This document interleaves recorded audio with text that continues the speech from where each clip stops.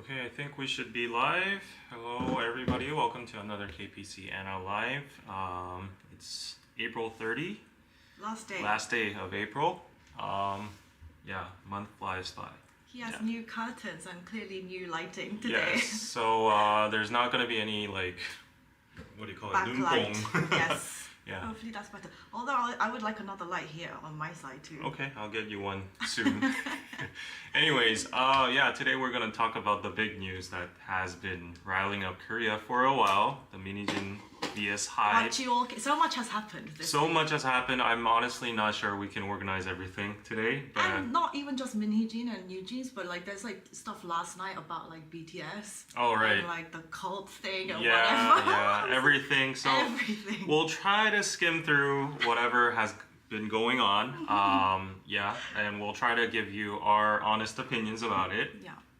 I don't know whose side you're on, but this might be a debate. It might be not. Look forward to that. I mean, I think they have both had faults. You can't just spill the tea just like that in like we're 1 minute of the video. Half an hour into the live. Okay, let's do some catch-up talk first. Yeah, so we'll just tell you, we're going to do some catch-up talk. We're going to talk about some Korea news, like struggles in Korea, that kind of stuff. And until we have some viewers watching, we currently have like 100 something. So let's set that goal for like 300 each. And after 30 minutes, let's do the Hive versus Jeene news. So if you're watching this in replay, skip through the 30-minute mark if you want to just watch that part, okay? Okay, let's go on. So catch-up talk first. I got LASIK. Oh yeah, you just got it like that. I was like, remember last week we were talking about it. I'm going for a consultation, and then literally the day off, they're like, you can just get it on the day, and I was like, okay, I want to just as long as I'm here. I was super surprised because like you were literally talking about it, and it was like the day after or something. Yeah. Like, I'm getting LASIK. What? Like, I can see everything clearly in my life. I'm so jealous. It's really like life changing for me. Honestly, I'm so jealous because I was not the person who was. My eye on my left side, it was like -2.5. So yeah. -2.5. Yeah. I mean, Subini is like -4 or 5. So it's not that blind. It's not -2.5. Yeah. The fact that you're minus that means you're blind. Oh really? Well, a lot of people are already. Anyway, but I didn't really go around wearing glasses or contacts unless I had to, like for lives. Like most of the time during my days, I just kind of went like half blurry. Okay. And so now after LASIK, it's just like crystal clear vision all the time. It's like really kind of like, whoa. Yeah, it's like a bit strange because I wasn't the type to wear contacts every day because I just couldn't be asked. I just didn't like how they felt. So you got Smile LASIK, yeah. For like, it cost around 220만원 something. 223만원. 1,800, 2,000. It was when I converted it. It was like 1,700. 700, okay. Which is really, really affordable. Yeah, that is pretty affordable. I heard like someone in from return of like clear vision. Yeah, and from New York, if you get it done in New York. First of all, my friend Lena, she lives there. Yeah. And she was like, Smile is not even offered so much. Right, because like they don't have a lot of machines. Yeah, they don't have many machines, and she said there is a place that offers, it's like 6K, 3K per eye. Whoa! I was like, oh my god! I might as well start like a business, like shipping people to Korea. I mean, people come for medical tourism. Yeah, and it literally takes like, from what I've heard, like 2 minutes.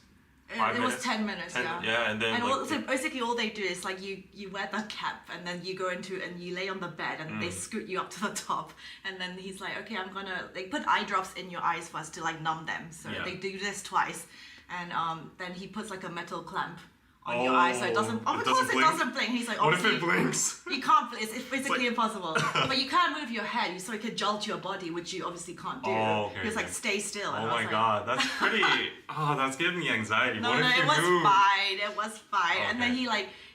You cleanse your eye open, and then he's like, okay, there's gonna be like a green laser. Just keep staring at the green laser, even if it like goes off center. Just keep staring at it. Yeah. And I was like, okay. And then so that was fine. Like you just don't feel any pain. Isn't it scary? No, like, you don't feel any pain. laser shooting at your eye. No pain. There's just like sound, like a little bit of sound, really? And then but nothing uncomfortable. It just hurt after I came out. Okay. Yeah, the whole thing took 10 minutes. So well, now I have really clear vision. It's good to hear. It's good to hear that it was painless. It was definitely painless, but afterwards I was in pain for about 2 hours. So what do you feel like right now? How do you feel like? It's just like the fact that I can like go on like the roads and see like which buses and like Which buses? and I could just see the signs clearly. I had my 5-day checkup yesterday. Okay. And my vision was like 1.2. 1.2 each. Yeah, each. I guess. So I can Wow. see everything. Yay for Anna. Wow, that's so nice. I really want to get it myself too, but I'm just like a very big ass What's happening pussy. to your thing? What thing? What's happening to your monitor? Oh, it's okay. I'm just streaming on DKDK as well. Oh, okay. Because today's the big news. It's like DK news-worthy stuff, you know. So going back to the old days. If you're watching on DKDKTV and you want to chat, come on to the KPC live, Korean Pizza Club, and you can chat over here. Yeah. But I've made the function like only for subscribers, so only subscribers can chat today. But we got a super chat in the meantime. Yes, thank you, Em. Hi, David and Anna. It's good to see you guys. Can you do a Zoom today if you have time? There's some things I want to talk to you guys about. It might be a bit hard because there's so much to talk about. Right. Let's see. I can't give you any guarantees because content always comes first. All right. So let's save that and let's see what we can do. People are asking why did your eyes hurt after? It's just after, obviously, because they just like the cornea, they got rid of the layer of the cornea and then they put it back on, and then so obviously it's gonna be in pain, and like I have to put in like eye drops like every hour for like the next 3 months at least. Well, at least you got clear vision now. Yeah, no regrets, best thing ever. I really recommend that you do it. Okay. Yeah. Well, yeah, good for you. Good for you. I'm happy that you got your vision back. Also, I forgot to say last week, but this is like a few weeks ago, but I think in a live that we did like maybe 2 weeks ago, there was a Korean comment that like got put on after we finished the live, and I just saw it on my YouTube notifications that days. I put it on my Instagram stories, but it wasn't from a Korean person saying, David is more handsome than Chaunu. Did you see? That person is a 지능형 auntie. That's what you call an intellectual auntie. It's like they try to say good stuff about the person to try to bury them, you know? Yeah, they were like, oh, you guys are dating. Oh, so you're dating. You're the 4B girl, but you're like dating. This guy you're is the 4B girl? Yeah, she was like, this guy is your boyfriend. Oh, he's like more handsome than Chaunu. He's so like 조각미남. No, that's probably being sarcastic or like being an intellectual I was like, auntie. damn, more handsome than Chaunu. Stop emphasizing the most pretty boy in Korea. You don't have to put that out there, okay? More than it needs to be, okay? That person's definitely a fan. Yes, thank you, Renato. And I was like, wow, David, that's like a big compliment to get. Yeah. I mean, speaking of fans though, like, I finally got an apple! Hey! So, this is long overdue. I promised getting an apple like 3 weeks ago in a live. We were talking about how overpriced everything is in Korea. How much especially did it cost apples. for the So I got like a apples? whole bag. There's like 6 or 8 inside. Flex. Yeah, I got a whole bag because like you guys sent PayPals, paypal.me/Korean Pizza Club. Your money goes into reinvesting in content, aka apples. But anyways, that whole bag for 8 apples, it cost like $9. Yeah, it was no, 13,000원이니까 like $10. Yeah, approximately $10. So it's still on the pricey side, and that was the cheapest one over there. So yeah, I washed it thoroughly. There's no like pesticide or anything on it, so we can bite on it. Apparently, if you eat the apples like with the skin, it's better, right? More nutrients. Yeah. So the real question is, will Anna dance today? The real question is that well, actually, you know the eyelid dance. There was loads of stuff about that being like the cult hand sign. I saw yesterday. Right. There's so much to talk about. So much to talk about. Yeah. So yeah, I mean, we have 300 Can people I bite already. into the apple? Yeah, let's do it. I don't have 300 people on mine. Just a sweet apple. It's good. It's good. This is the max sign, the apple. Maybe Thank you for your David paper. was that type. Yeah, I mean, clearly, I'm just talking about the Chaunu comment. Yeah, before we go on, if you intend to send super chats today, I would prefer PayPal. So, PayPal. We have it linked in the pinned comment. It's right over here. I'm just telling you because that's how I got this apple. I'm too broke to get an apple by myself. Anyway, another thing I wanted to say. Okay. My cousin, I saw her the other day. Her husband is a lawyer. Okay. And she's like, he's been getting so many cases about drugs and like it's like just been in so much increase these days, and she was like, really be careful who you accept drinks from, like snacks from, you know, like they're just like, but in Korea the drug dealers, they're like, give these like snacks out to kids with drugs in them, and then they're like, obviously once they have it, it's like, what is this super nice good feeling, what is it, and they go back and that's how drugs get customers. A couple months ago, like that was a huge news among like the academy district, where the kids go to private academies, and these distributors put like small amounts of, I don't know what the substance was, but they had advertised it as like it enhances your concentration. Yeah. Like, it's good for ADHD symptoms and all that. Or it was like meth or like Adderall. Yeah. And then like the kids were like, oh, this actually works, and they wanted more and more, and then like Telegram and all that kind of stuff. So yeah, that's happening to Korea. That's sad. Adam and Eve vibes. Why? Yeah. Because we're having an apple. Long time no apple, and it tastes good. Bitcoin is up, is it? It's up. Really? Yeah. Yay. Okay, let's go on into the news, actually. Okay. No, actually, while you're checking your Bitcoin, let me do some advertising. Your daily dose of advertising. Gone up, I mean. Anna's greedy. Yeah, your daily dose of advertising. Okay, so as you guys know, welcome to Piroso. This is my new online store where we have authentic Korean products and also interesting blogs over here. You can see HYBE Studio and Jeene's Gentle Monster thing. We haven't updated the banner, but if you go into the blog section, we have a lot of new blogs here about hunger and 달고나, Peggy Goo. Peggy Goo is popping nowadays, you know.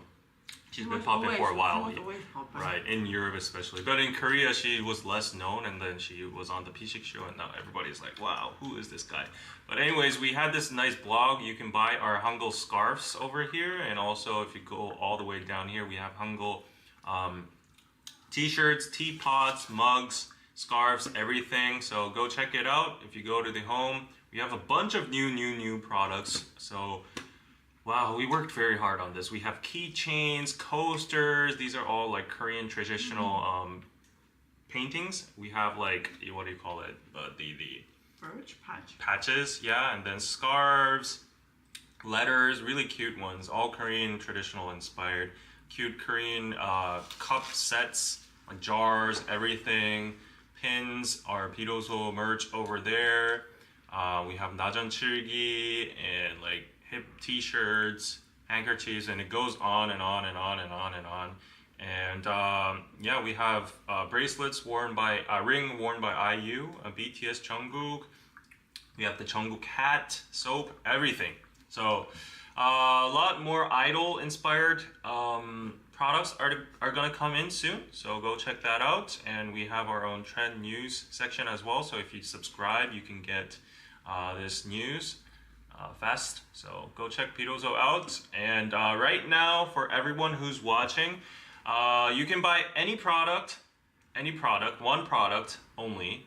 No, you can buy a lot of products, but this applies to only one product.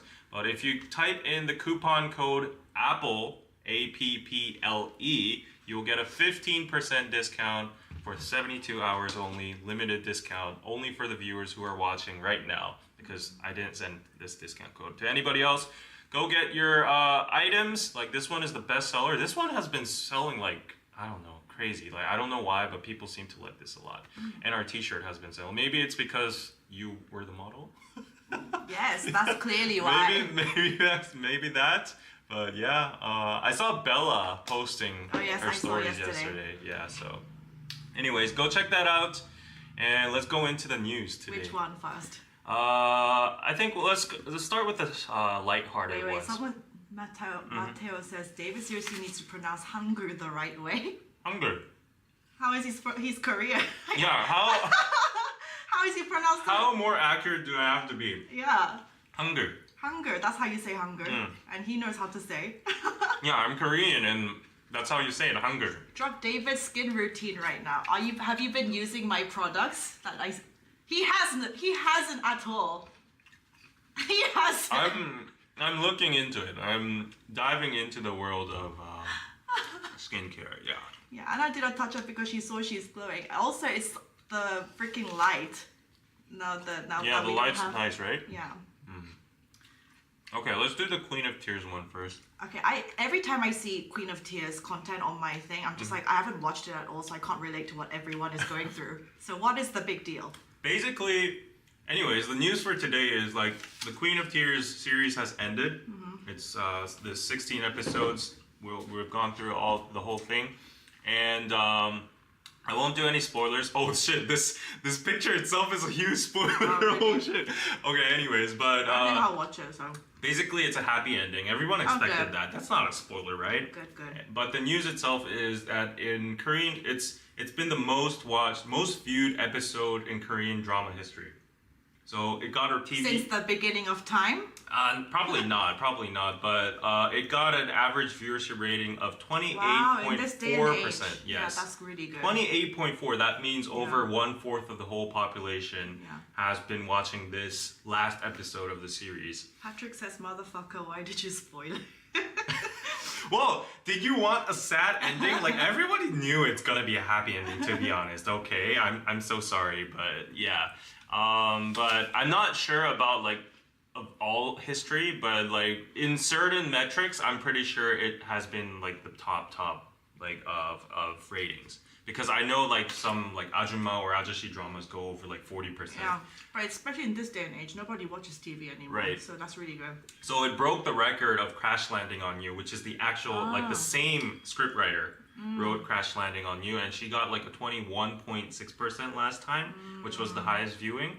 But like this time she excelled herself at like 24.6, and I watched it and I was like, at the last episode I was almost crying. Like I'm like an emotionless machine dude, but I was almost like crying. So you guys should definitely check it out. David cries. I cry a lot. Yeah, honestly, okay, I cry a lot. I've been crying recently a lot. I'll just stop there. Oh, there.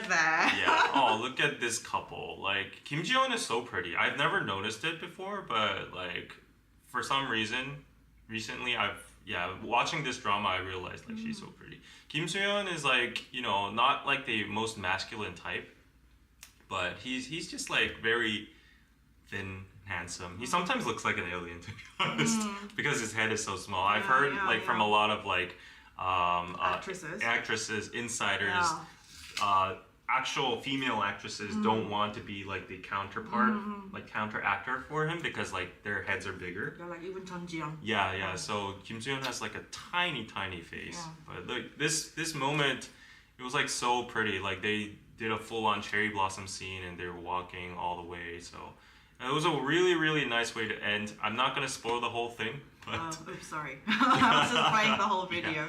But yeah, that was Queen of Tears. Hands up if you enjoyed the show. If you didn't, highly recommend. I'm a guy that doesn't usually watch dramas that much, but this one I had to tune into. So yeah, you should go watch it for content purposes. But just dramas like take up so much time. I can't. How many episodes is it? 16. I can't. It's too much time. Just watch those like condensed, condensed like 30-minute summaries on YouTube. Yeah. You haven't finished it. Yeah, spoiler right there. I mean, the only spoiler I gave you was them standing in front of a cherry blossom tree. So yeah. What channel in US is it in right now? I think you can watch it on Netflix. Yeah. Crash Landing on You was the best romance K-drama ever. He's handsome, but a cute handsome, not a manly or rugged handsome. Right. I'm on EP 14. Well, you got 2 more to go. It gets pretty intense at 14, 15, 16. Yeah, all kinds of stuff happens. So yeah. Anyways, Anna didn't watch it, so there's not much to talk about. No, but like literally all of my friends are posting it on their stories. I'm like, oh, I can't relate to this. Yeah, but everybody's crying, like bawling their eyes out, and I can relate. David, you and Anna is so beautiful also. I'm sitting next to Taonu, goddammit. Can we have actual Taonu for one episode? Can I do a live with Taonu, please? Instead of David. Oh, you're just joking, right? How fun would it be to get Taonu right here instead of David? Do you have connections? What company is Astro? Even if I do, he's not gonna come. Okay. In your dream. In my dreams. First time I actually cried on a show. Yeah. Okay, go watch it. Yeah. If you want to feel teary and emotional, go watch it. Okay. Let's go to the next news. More lighthearted one. Just both of them crunching and giving us free ASMR. Yeah. No more Michael at Kakao games and like Korean companies in general. What does that mean? So basically, they're not using English names anymore. So you haven't been in like a Korean corporate setting, right? No, but even sometimes when I go to the gym and the PT stands, they're all the names are like John, Brian, Peter, Brian or whatever. Yeah, but amid major reform pushes at Kakao, game developer affiliate moves to stop using English names in Office. Why did they have English names in the first place? It's like a Korean thing, you know? Like if you go to like these conglomerates, like big ones, I don't think all of them use it, like Samsung, Hyundai, or whatever, but certain like IT kind of fields or like certain like tech savvy, you know, kind of places. First of all, I think the surface level reasoning was they wanted like equal, you know, hierarchy. You know, like so it's do you not, say like if Alex is Nim or Alex is Nim, you put Nim. So you still there is a hierarchy. Yeah, so like people were like, instead of using English names, Han said the employees will now add Nim at the end of each other's Korean name. So Korean names. Yeah, okay. Apparently they didn't put Nim at the end. So they just say like Alex. Yeah, it differs from David. Yeah, it differs from company to company. But in my case, when I was interning in an advertising agency, it was a global company too. So my boss's names were Ryan, Patrick, and Helen, and yeah, I of course would call them like, you know, Patrick Nim, Patrick 차장 님. And I would just use like the manager role, like, you know, 차장님, 부장님, stuff like that. But them talking to each other, they would be like, oh, Brian, hey, Ryan, like, you know. So yeah, that. So why are they getting rid of this now? It's a bit cringy. I think it. Yeah, like it says, noting that there had been confusion as its workers had to use English names inside the company, but went by their Korean names for external that's really annoying. Yeah, it's annoying. So like if you're doing business emails, this person is called that, but internally you're calling them Anna and David. So like, why go through all the fuss? Yeah, you know? It seems like an extra step. Yes. Unnecessary. So like as you guys know, there's like in Korea, like there's hierarchy between ages. And if like you're an older person or if you're like a higher rank in like a job, you have to like put some respect into like calling the person. So I would call like Anna Nim. What's your Korean name? Jiun Nim. I would say Jiun Nim or like Jiun 차장님, stuff like that. But because like the English, like the Western hemisphere Western world doesn't do that practice. Yeah. And because that was like making the hierarchy even stronger, people converted to like, you know, using English names. But I guess that was just silly. Like we're in Korea and I don't know why they did that. So Kakao was one of the first companies to adopt English names in 2010. So yeah, I think that was unnecessary. It's kind of BS. Yeah. It's kind of BS. Unnecessary from the beginning. Yeah, it's kind of made fun of. Like, so I recently saw like a skit on YouTube, and alongside with the English names, they use so many unnecessary like English terms. So like we have words for that 100% in Korean, but it's like give an example. Like 애나님 오늘 like 이메일 포워드 해주시고 이거 디스크립션 뭐 클라이언트한테 리시브 해주시고 뭐 something like that. Like, you know, they mix in English words so much. Like you can just say that 100% in Korean, but they're like, you know, I don't know. Yeah. So like I mean, me and like to be like Kyopos actually speak like that all the time, but that's because like yeah, but like it's not big, like Kyopos do that because you know, it's easy. Yeah, it's hard to like filter in their heads, but for Koreans it's like I want to look more professional. I want to sound more international. So, yeah. So it's kind of weird. It's kind of weird. Calling each other Nim is still very progressive. Imagine calling your boss in there Ning Nim in Korean. Yeah, right. So it's a hassle. I don't know why people did it in the first place. But someone keeps asking about aespa. Winter of aespa long collapse. Oh Do you know yeah, about this? she's like injured right now, and she's like, Oh. yeah. I didn't know about it. Well, yeah. Anyways, yeah, that was the news. Some funny news. Let's start with that kind of stuff today. We're nearing the 30-minute mark, I think. We're at 25 minutes, so let's just do one more news and hop into the outdoor thing. There is so much to say. Yeah, another is funny, silly English-related news. The last November, starting this one. Yeah, so this one. So I prepared the news today, so I'll probably do most of the presenting, but this is English related too. But I want to ask you, okay, like this is private info, but I'll reveal mine. So currently the apartment building I live in is called Brownstone Apartment. And you know, in Korea, all the apartments are named after English ones, right? Yeah. So this is getting ridiculous. Like it's like a sarcasm, criticism about like the bizarre, lengthy English names. So these are some of the examples. Myeongji English City Queendom Edison Town. Myeongji Samjung Green Core West Office Tells. Myeongji English City Queendom Lincoln Town. English City Queendom Einstein Town. What's the meaning of this? There's no freaking meaning. They just like name it random whatever? Yeah, Dusan Weave Poseidon Apartment. Ocean City Gukdong Star Class Apartment. Interesting.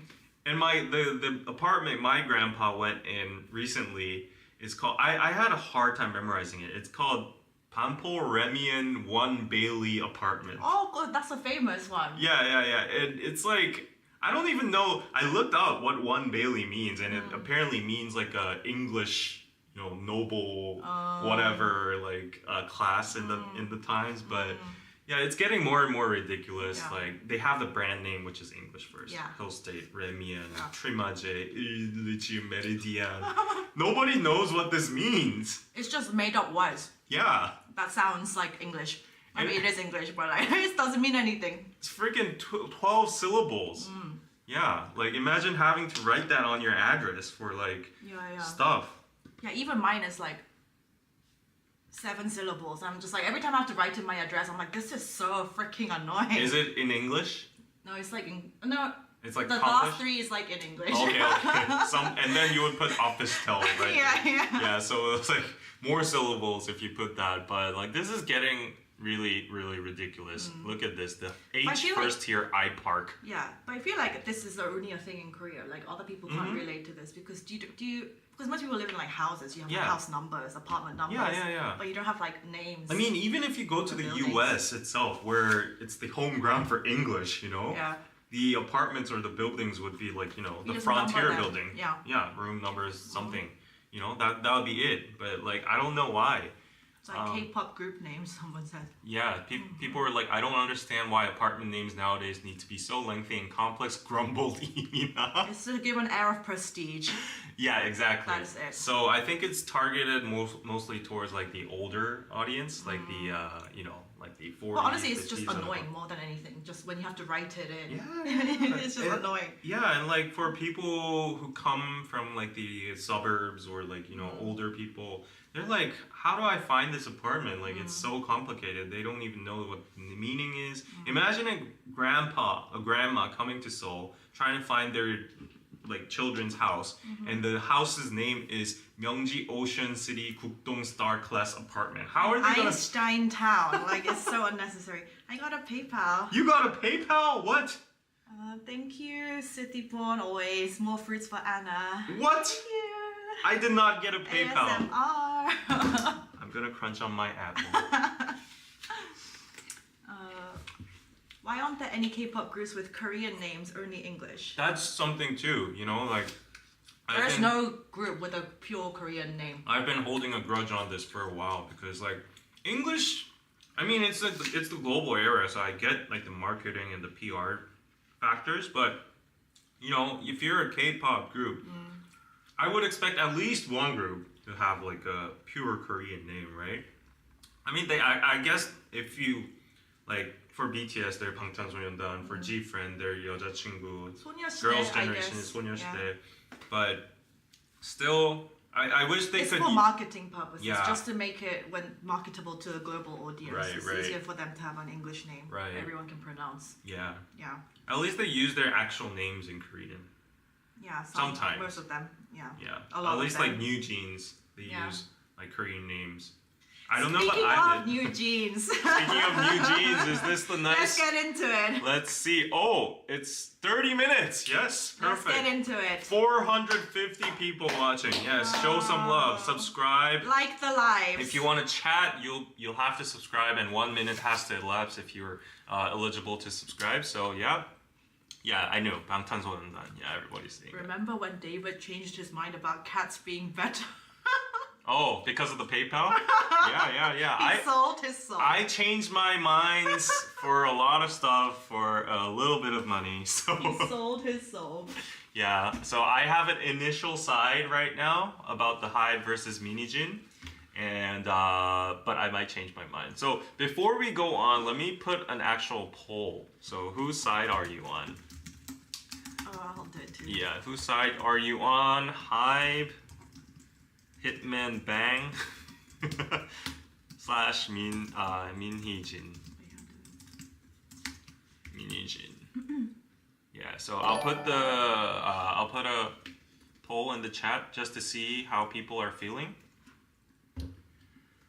Yeah, so just to let you guys know, there might be a lot of information omitted from today's discussions because it's too much. Like, we aren't professional reporters. I'm retired from my DK There was news a lot days, that I think. happened. There's Yeah. a lot. Like, honestly, we can't follow everything. But you've watched the whole press conference, right? I did. I watched it real time, and I stopped everything. Like, I was literally Writing working. notes. And then she started like cussing and shit. Yeah, Elevator. it's like tea. Like, forget all this work. I'm gonna like popcorn. Like, you know. I mean, I don't want it. I didn't want to like consume her like, you know, sadness and anger.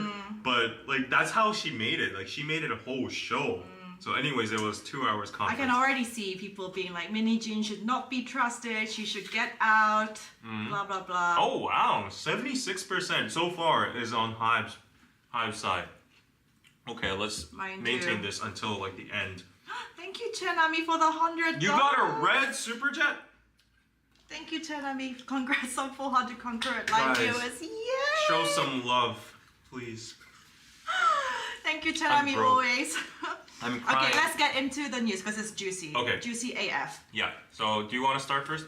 Okay, so I mean, last week we talked about so how far did we get last week? It was like they had filed the audit. Yeah. So Hive filed filed the the audit. audit because they got some reports internally about like Min Hee-jin and Adore trying to overtake like Yes. their company. Yes. Like what do you call it?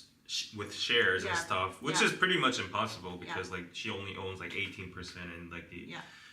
2 extra percent from other people. And then she came out with her side saying that is all like a media play, Yeah. that they were copying, Eyelid was copying New Jeans, and like she didn't think this was And acceptable. like Hive was basically, you know, sabotaging New Jeans Yeah. and Adore by prioritizing Le Sserafim and debuting them first and not giving them PR and stuff like that. And she did a lot of criticism about like the communications and the hierarchy and like the people themselves and like, so this was the pressure she was under. Like, she was crying. The press conference was like 2 hours. Yeah, yeah. She spoke for 2 hours. She came out with receipts on the big screen of like the Kakao conversations with Pang PD. And I was like, oh my god. Yeah, she actually reviewed like actual Yeah. conversations. Obviously there were like snippets, probably only the bits like that will help her argument the most. Right. We have to try to stay like as objective as possible. And she also had 2 lawyers with her on stage Yeah. that were trying to like calm her down when she was like going, 씨발 새끼들아,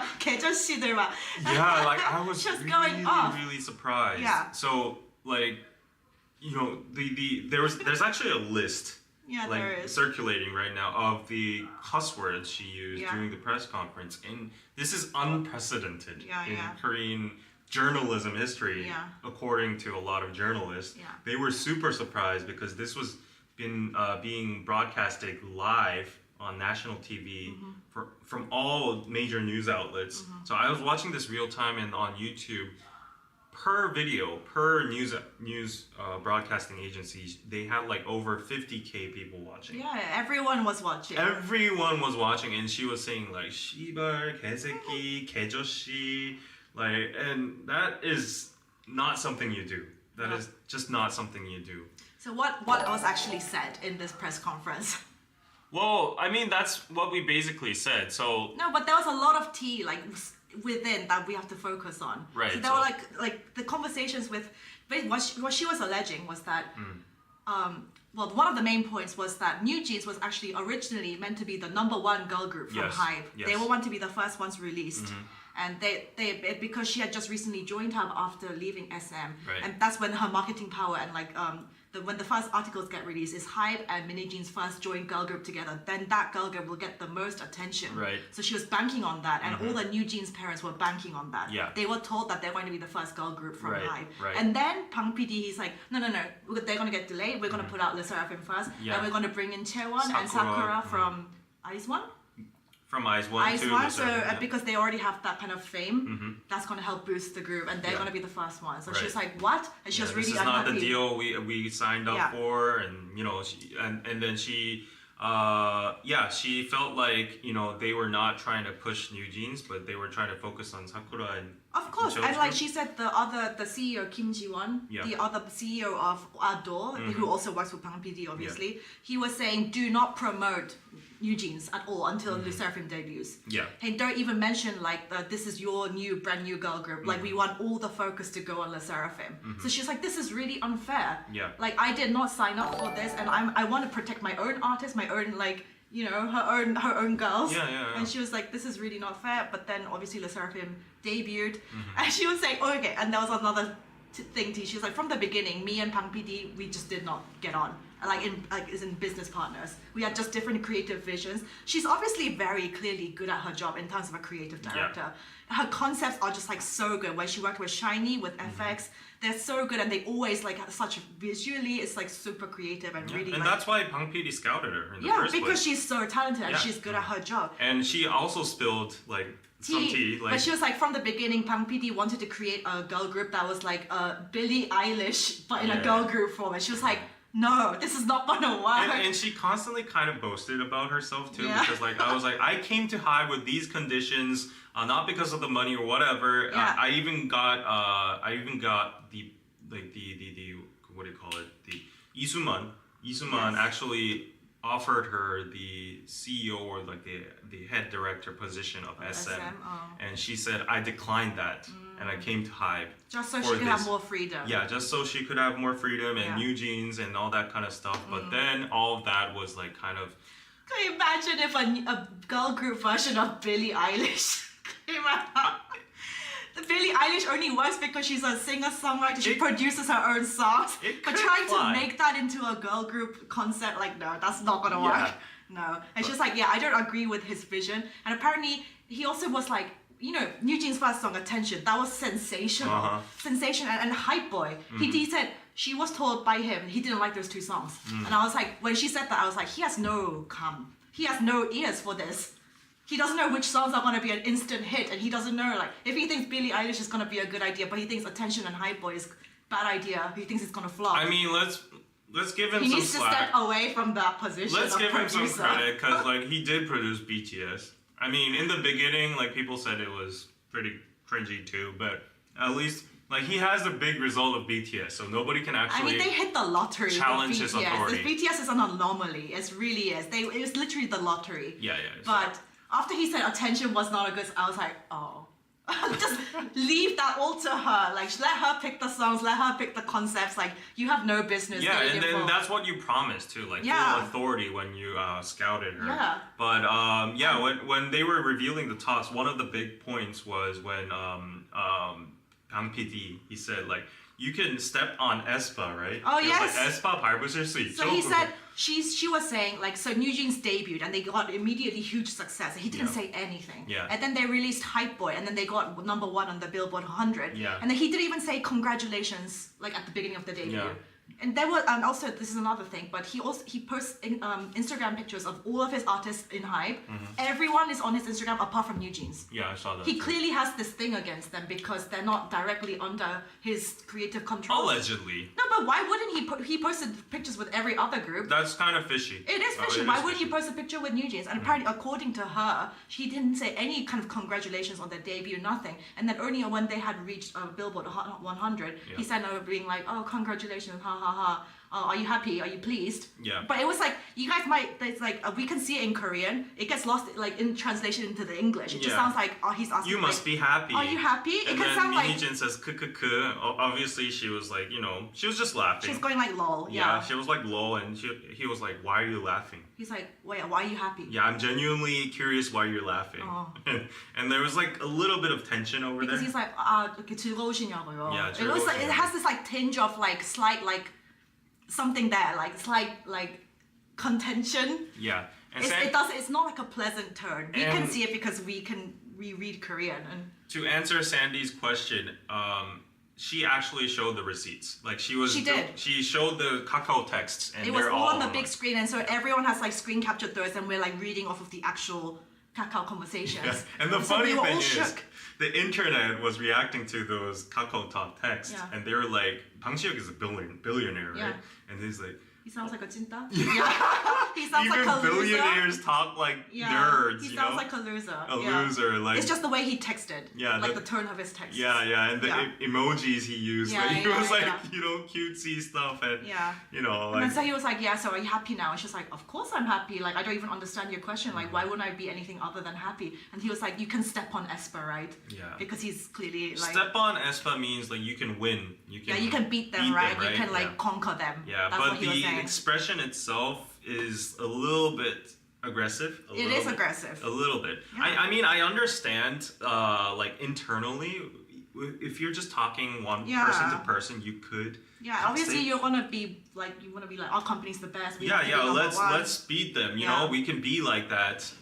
And I think a lot of fans got offended by that part because like. Obviously the aespa fans. Of course. Yeah. But like, if you just think technically, he's the head of Hive, and he's like a direct competitor. aespa was doing really well. He was trying to make like the best girl group, either New Jeans or Le Sserafim. So yeah, I understand where he came from, but the way he spoke, and if that like Minijin exposing that like a private talk, that was kind of like I get you have to defend yourself, but while Hive exposed your stuff like with an official audit and stuff, and it was about like mostly overtaking the company and that kind of stuff, like these ones were like kind of like just private texts just to make him look bad, just for excerpts just for the sake of making him look bad.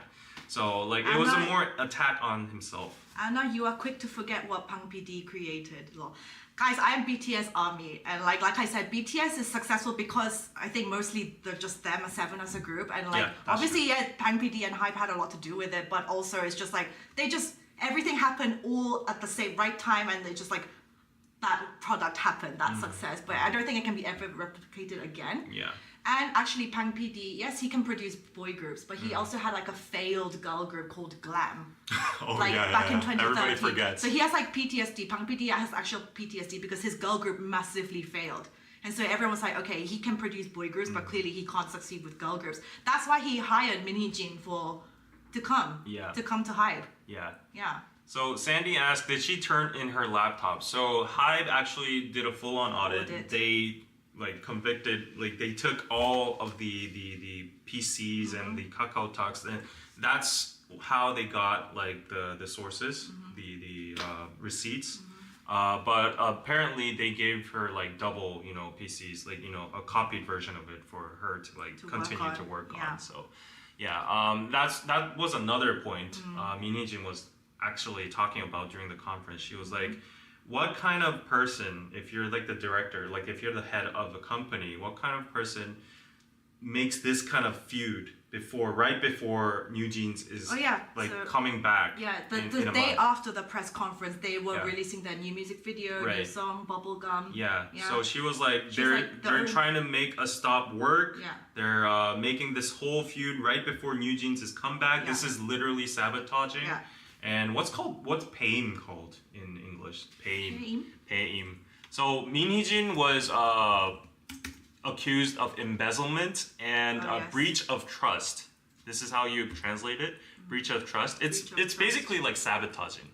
And Min Hee-jin claimed like she thought it was unfair because so Hive's claim was like Min Hee-jin was trying to overtake a door with like exterior investors and all that kind of stuff. Stuff. So that's a form of breach of trust, and that's trying to embezzle, like embezzlement and stuff. But then Min Hee-jin's logic was, who's actually like, you know, sabotaging the company? Like if you look at the optics, if you look at the stuff, you know, Bang PD is the one is like trying to sabotage and like control New Jeans' PR and like their activities. He hasn't done this for them, that for them. Like there hasn't been. There was like a point in the press conference where she was going off at the other like Hive officials and like the other Kim Ji-won, the other Adora officials. She's like, I literally sit here and work my ass off until really late in the night. She's like, the only time I use our company card is to order delivery food, Pemin. Yeah. She's like, you can look at my card statements. That's the only thing I use my thing. All of the rest of you go drinking, you go play golf, and then she probably wanted to say like, you go like, you know, have like escort girls. She didn't say that. She stopped there. But she was like, that's Anna's opinion. She goes, you guys go spend on like drinking all the time, like, you know, courting customers and playing golf. She's like, you guys like literally do that while I am sat here. I just work and I just order delivery food. I don't even go out to eat. Yeah. So she was like making a point there. And then she made the famous remark, 개저씨. 개저씨 there, which means like, how do you translate it? 아저씨 is like an old man, like in their 40s. But just like shitty old man. Shitty old man, like a pig old man, something like that. Fat cats. Yeah, something like that. Literal rich fat cats. Yeah, it's a derogative term. Yeah. Honestly, it's used by the radical feminists. People were kind of surprised using that, but a lot of people use 개저씨 nowadays. It's like similar to 꼰대 as well. So. Yeah, people were like, wow, she really called Bang PD a 개저씨. But also, the fact that after this press conference, Hive released Namjoon's pre-recorded album, and they were saying, we're going to release it on the same day New Jeans comes back. Yeah. This is Hive, the same company. If they're also promoting New Jeans, why would you release Namjoon's album on the exact same day? That definitely has, like, that's making a point. Yeah, iffy. I feel bad for the girls. They haven't done anything wrong. They're just like caught in the middle of like all the adults fighting. They haven't done anything wrong. Yeah. But they've been successful nevertheless.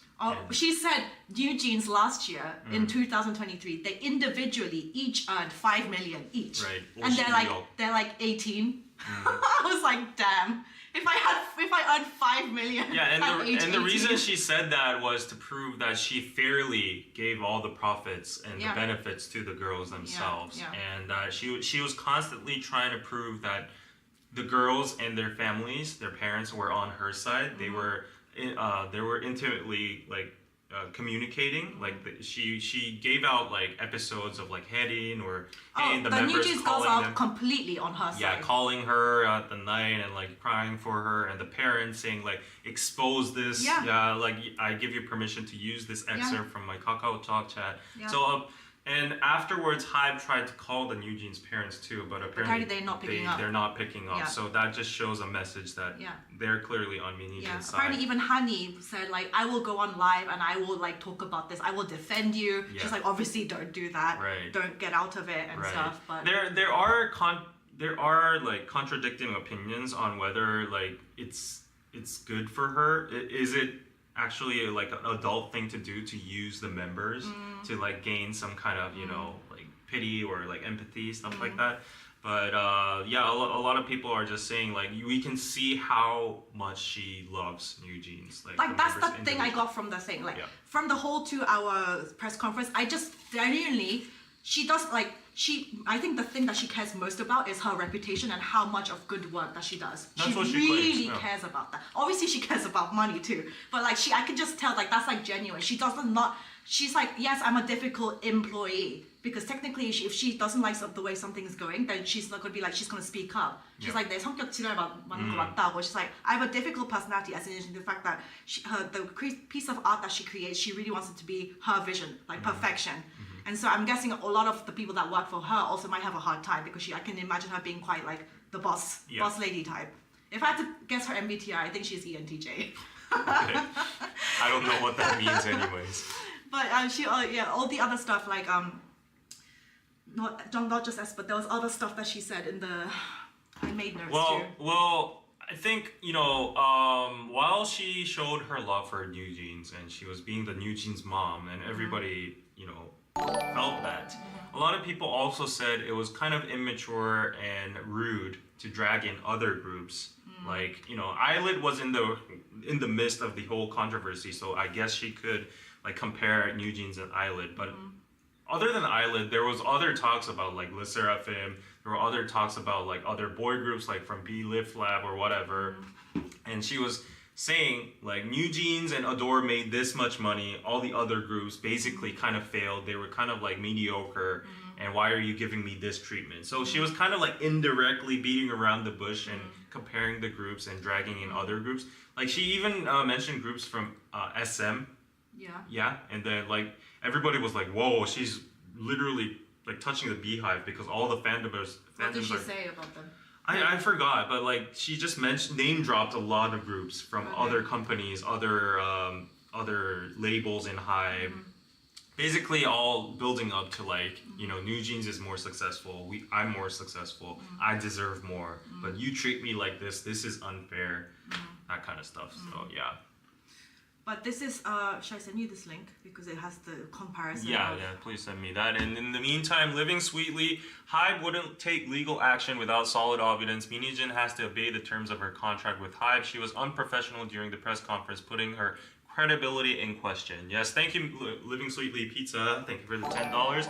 We'll go into Hive's stance right after this. We're just covering the conference first. Yeah. So of course there are things to say about. So open the link I just sent you because I mean the point that she was making about Eyelid and all the after New Jeans became that successful, all of their songs were like hit after hit. Oh my god, Ditto. Yeah. Like everything was a hit. And so obviously Hive took that and they were like, oh, like people clearly like the vibe of New Jeans, the concept, and so she said they copied like Eyelid copied everything from them. Yeah, exactly. So even New Jeans, like before they debuted, she said their first public appearance was at like a Chanel event, and that's really unheard of for a girl group. They usually do like a teaser or like music video, but she was like it just happened to be, and she said even all those like designer ambassador things that all the New Jeans girls have. She said Hive didn't get them any of those. She was like, it's through my connections because I have the name in the industry.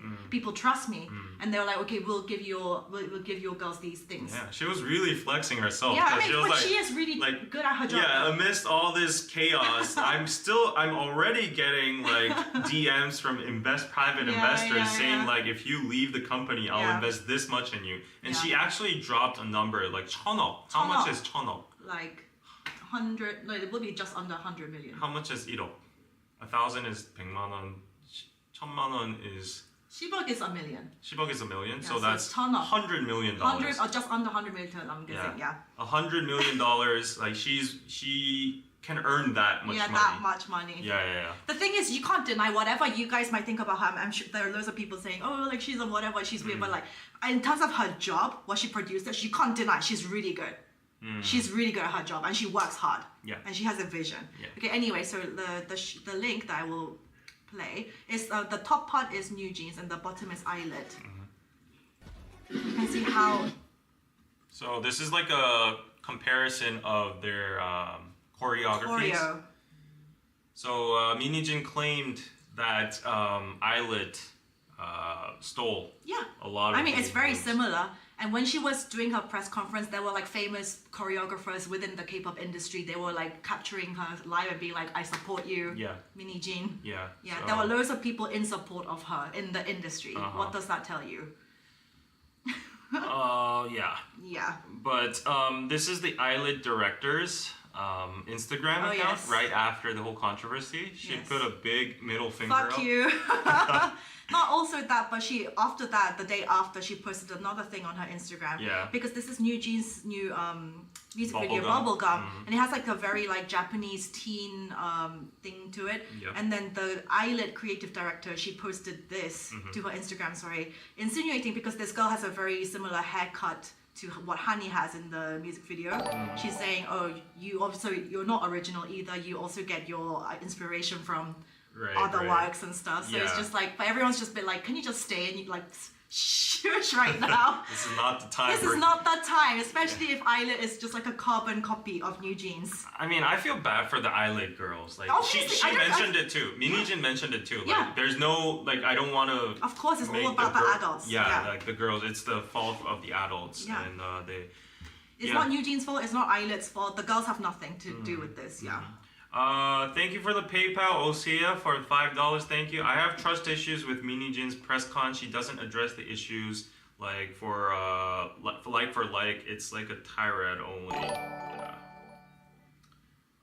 Can't see the full message, but yeah, thank you. Yeah, so shall we go on into HYBE now, or is there more to speak about Mini Jin? I mean, she said a bunch of stuff. In one of the capture of her conversations, she said she got hyoped for the Oh My God video that New Jeans did. She got blackmailed or threatened after she released the Oh My God. And this is a lot to do with the news that came out yesterday, like relating to the fact that HYBE is allegedly involved with a cult.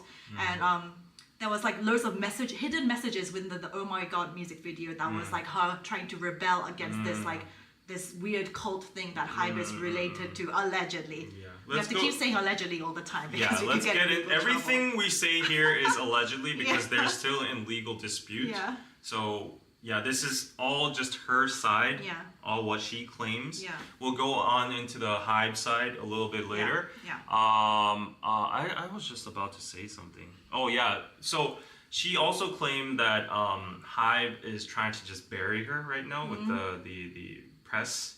And the PR is like only listening to HYBE's side, like all the journalists are just like carrying and fetching all the Yeah.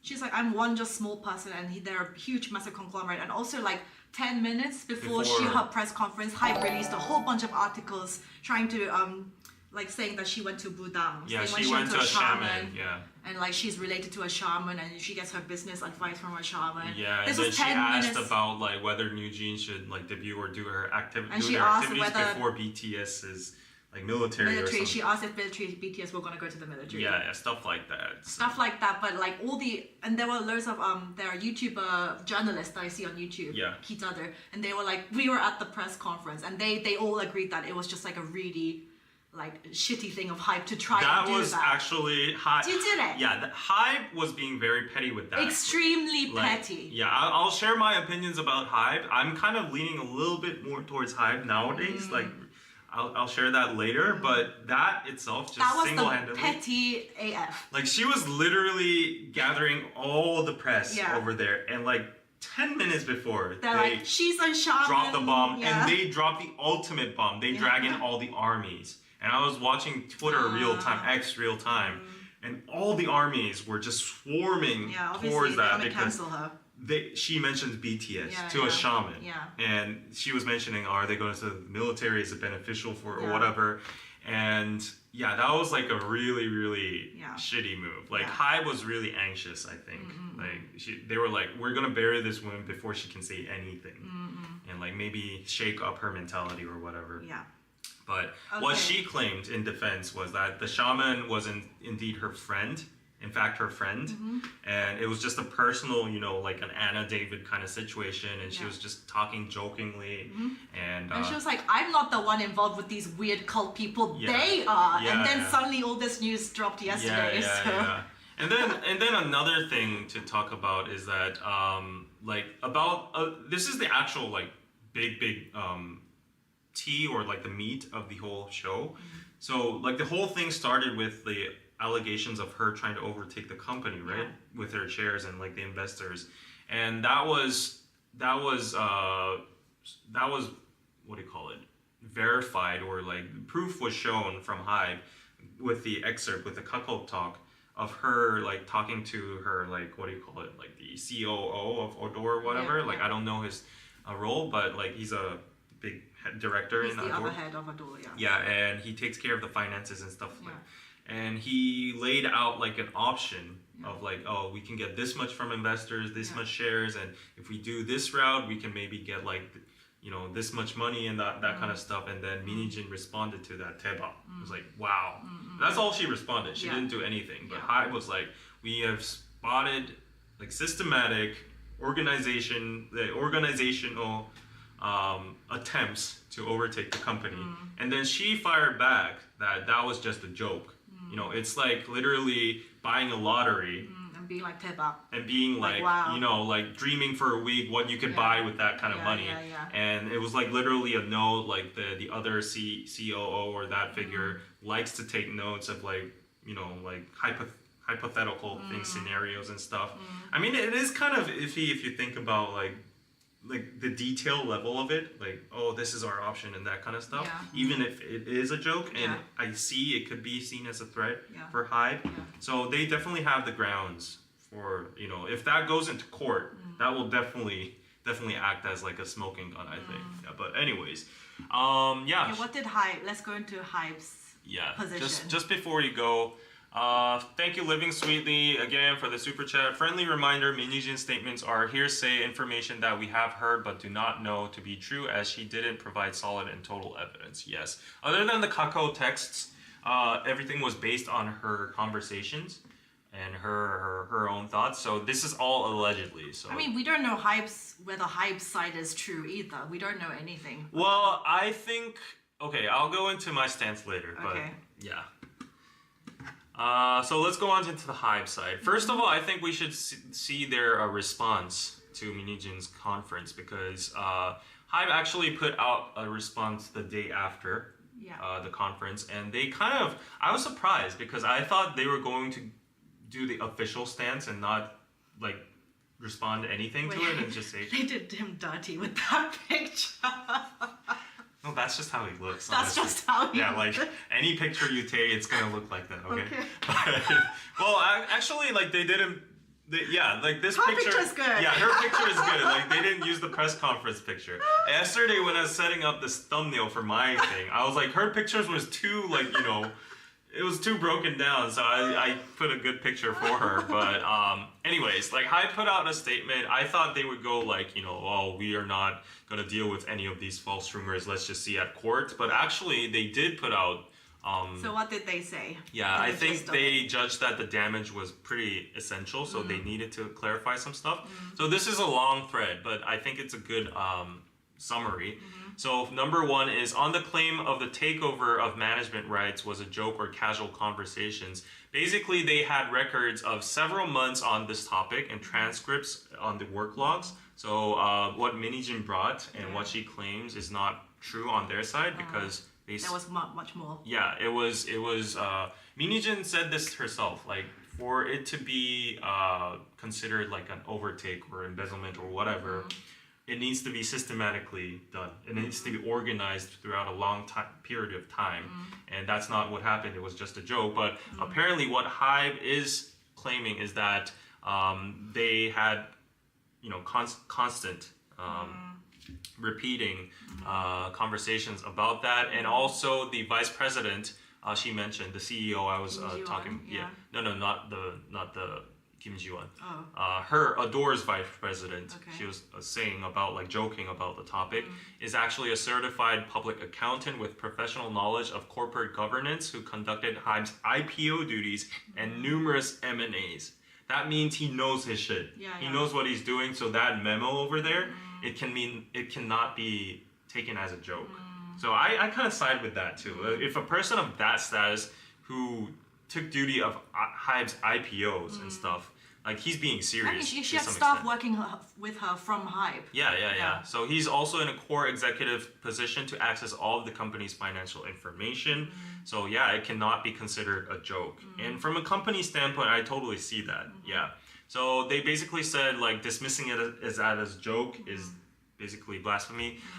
Number 2, they went on about the monetary compensation was not enough. Like Minijin said, like I deserve this much more, but like they're not giving me this much on that kind of stuff. Apparently, Minijin's salary is the biggest among Hive. It's the highest among all individuals who work at Hive.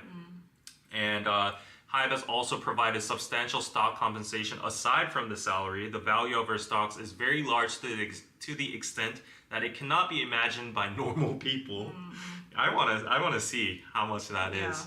Nevertheless, Minijin proposed an amount that the company could not accept and led the negotiation to a disaster.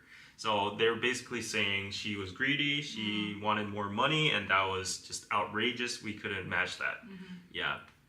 Third, on the claim that the audit began immediately without a response to the whistleblowing email, Hive claims that they sent a detailed 6-page long A4 size response at April 22nd. She did not reply. And she did not reply. She read the reply, but she didn't reply. So, her statement that she didn't get a response or whatever was false or that kind of stuff. So it is absurd to argue the audit schedule for serious misconduct should be notified in advance. This goes on. So on the claim that there was no guidance in terms of returning information assets, Hive basically said that they returned. They took away her computer, laptop, but they provided a new one so her work is not disrupted. On the claim that they promised to debut new Jeans as their first girl group, what did they say? Reason did not debut as Hive's first girl group is not because Hive did not keep her promise. At the time, you strongly insisted you would debut New Jeans under your own separate label while requesting to form a team under your responsibility. Hive respected your opinion and transferred the members to Adore despite the opposition of Source Music and provided funds accounting to 16 billion won. Wow. Which is around 11 million USD, so New Jeans could debut in the way you wanted. Okay, so they're saying it got delayed because like she made the choice too. So there's like a bit of a discrepancy there. Yeah. So I don't know who's telling the truth. Yeah. So there's always his side, her side, and the truth. They could be like it's just different perspectives. Yeah. On the claim, she was told to not promote New Jeans at debut. Due to the R&R roles and responsibilities dispute between Source Music and CEO Min, New Jeans' debut schedule got delayed, and Source Music's Le Sserafim debuted first. As there was not adequate time for the two groups' promotions because their debut schedules followed one after another right away, it was decided the minimum promotional periods would be set. In addition, in the case of Le Sserafim members Hakura, articles about her transferring to Hive had been pouring out even before she signed with Hive. In the midst of this situation, if we promoted Adore's debut group as a team composed only of rookies, there were concerns that the fact that Sakura joined Source Music as well as information regarding the composition of New Jeans members would be exposed. We made this request to protect the news value of both teams, and even then we shortened the period in the middle and started promoting New Jeans early. So on the claim Hive is neglecting the promotion of New Jeans, basically what they're saying is that they made 273 press releases written and distributed for New Jeans alone, and compared to 659 for all of Big Hit Music and all their labels, 365 press releases for Pledis, including 17. It is difficult to claim we've been neglecting promotion of New Jeans only. So they're saying we've done enough for New Jeans. We don't know how true that is. We can't really see if that's true or not. Right. I mean, these are concrete numbers though. Like they have track of that in the PR team. So it's I think it's optics. Like, you know, the number of articles just don't mean like you've done active promotion. There's other ways. There's other ways, more impactful ways. So number of articles can be optics too. So we need to be balanced on this one. On the claim of the slave contract, so Minijin constantly mentioned that she's not allowed to go to another company now. Like she's like under this label for life now if she doesn't follow this kind of rule or whatever. So she's doomed. But Hive is basically saying the non-compete clause in the shareholder agreement has a duty of confidentiality, but was mentioned at the press conference by CEO Min. The non-compete clause is requested by shareholders to prevent unfair competition from a majority shareholder setting up a business in the same industry after selling their shares. It's a common clause in any industry. So yeah, non-compete is pretty common from what I know in the entertainment industry. So yeah, you can read this article for the full details. Let's just go over the things. And then Minijin also claimed that Hive is unethical because of it's ruining the environment. It's printing out so many photo cards, individual photo cards. That's a waste of paper and whatever. And yeah, and she was like the ESG management, like environmental, sustainable governance, whatever management activities. She criticized a lot on that, but Hive is claiming that they are actually trying a lot to make environmentally friendly, biodegradable material. They invested a lot in that. While they cannot do like everything for ESG, they're putting in effort, so that should not be. I mean, we knew like K-pop is generally not good. Yeah, for and the and environment. honestly, they are a company, so if they want to maximize their revenue, all artists are doing this, not K-pop. Like Taylor Swift is doing this. I mean, like Minijin, what she was doing there, she was strategically saying that to win the hearts from the fans, because the fans are the consumers and they're always angry over having to buy multiple albums for photo cards and that kind of stuff. And I remember a part of her press conference where she was like, I am so against like the individual member photo cards thing. She was like, I'm so against that. She was like, that makes it for like one person, one member stands to happen. She was like, I hate doing that to my girls. She's like, I don't want one girl's photo card selling out more than the other. She's like, but I understand why companies do it because it's purely for business. Revenue, yeah. And then on the claim that there was no attempt for a conversation, she said like Bang PD never called or never reached out. Hive continuously discussed CEO Min regarding changes to the shareholder agreement, but the discussion was suspended when Min's inquiry claimed to be the whistleblowing arrived at Hive. Nevertheless, Hive sincerely responded about the matter claimed by Min as whistleblowing. However, it was confirmed through the audit that Min secretly took in Hive's internal lawyers and accountants to be consulted on changing the shareholder agreement and raising issues in the form of whistleblowing during the period when the shareholder agreement negotiation was in progress. Yeah. And then I think these ones are kind of minuscule. The shaman thing is a friend. An outsider involved deeply in overall management cannot be viewed as simply as a friend, that kind of stuff. Why during the comeback period on the claim Hybe does not cherish new jeans. Because their comeback was the literal next day. Yeah. And then they were like, we're going to release Namjoon's pre-recorded album on New Jeans' album. That is weird, from the same company. New Jeans is a Hive artist. And BTS has the biggest fandom in the world. They know that's gonna make an impact. Right. Why would you do that to artists in your company? At least have it like 1 day later, 2 days later, but on the same day. That's weird. That is kind of weird. That is weird. That is shady. I mean, maybe they, at this point, so Minijin left like a very brave statement. She was like, look, from now on what Hive does, if they don't promote new jeans, look if they don't promote, look how they promote new jeans from now on. They now have the new Eyelid is the new jeans. Yeah. So Minijin dropped that statement, and then fans said that was like a checkmate moment, because if Hive promotes new jeans, then her press conference worked, her intentions and everything, like it worked. Yeah. If they don't promote new jeans, then they look like the absolute assholes. Yeah. So whatever side they choose, Minijin wins. Yeah, that's kind of by true. dropping that statement. Yeah. So anyways, what Anna was talking about was this article. Hive choosing to schedule BTS RM's second album release date on the same day as New Jeans' comeback. So yeah, this is kind of fishy, I would say. I don't know why. Right place, wrong person from RM is coming out. I'm actually pretty excited about this personally, because I always love RM's for solo work. But so RM solo album is going to drop on May 24th, midnight EST, 1 p.m. KST. Okay, wait. People are saying Namjoon's album has been planned acutely for over 8 months, and the date was already scheduled. Okay, I didn't know that. Yeah. I did not know that. So.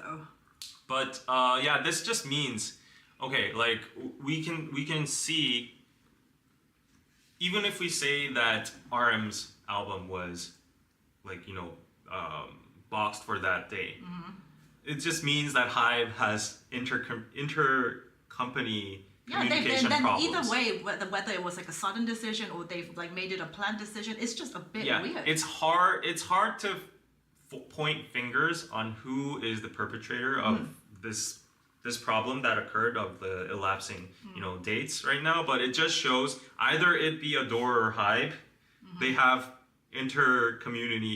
company communication problems. They definitely need to sort their like governance up, like Minijin did. If Hive wants to have these multi-labels under their one system, they really need to be really communicative. This is not just a little single what do you call it, social media post. It's a drop of an album for two big groups. It's huge business.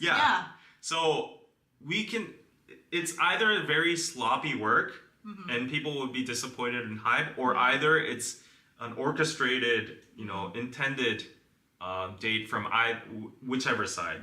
Either it be Adore or Hive. We don't know about that. Like people say it's been planned 8 months before.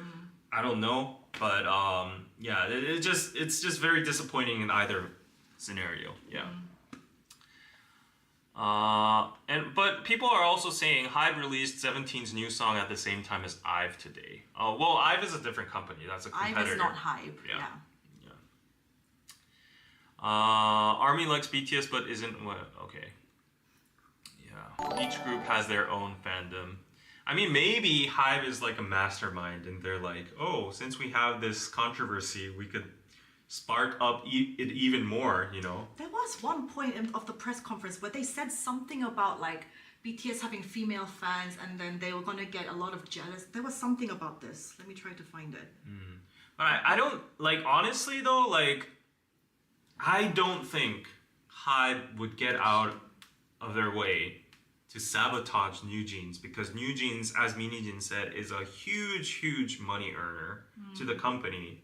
And why would a company try to sabotage a group? I honestly don't understand that. Like, purely in revenue perspectives, like that doesn't make sense. And if that is truly the case, Minijin's like claim that Bang PD is the one that is actually breaching trust stands. But like, I just don't understand why Hive would do that. He said in her press conference, she said that he told, as in Bang PD told Minijin, she said that he always said, I'm not confident with girl groups. I'm not confident with making girl groups. So I'm like leaving that up to you. And then she says, if we do this a big hit, because BTS has a lot of female fans, obviously. If we make the same girl group from Big Hit or the same label, then the fans are going to get really jealous. You know how SM, they have a lot of intermix, like aespa and NCT. When there's anytime they interact, all the fans are like get really jealous. It's just like, we don't want that with BTS, so we want to make a separate label completely. That's why they made Adore and and she just wanted like creative freedom.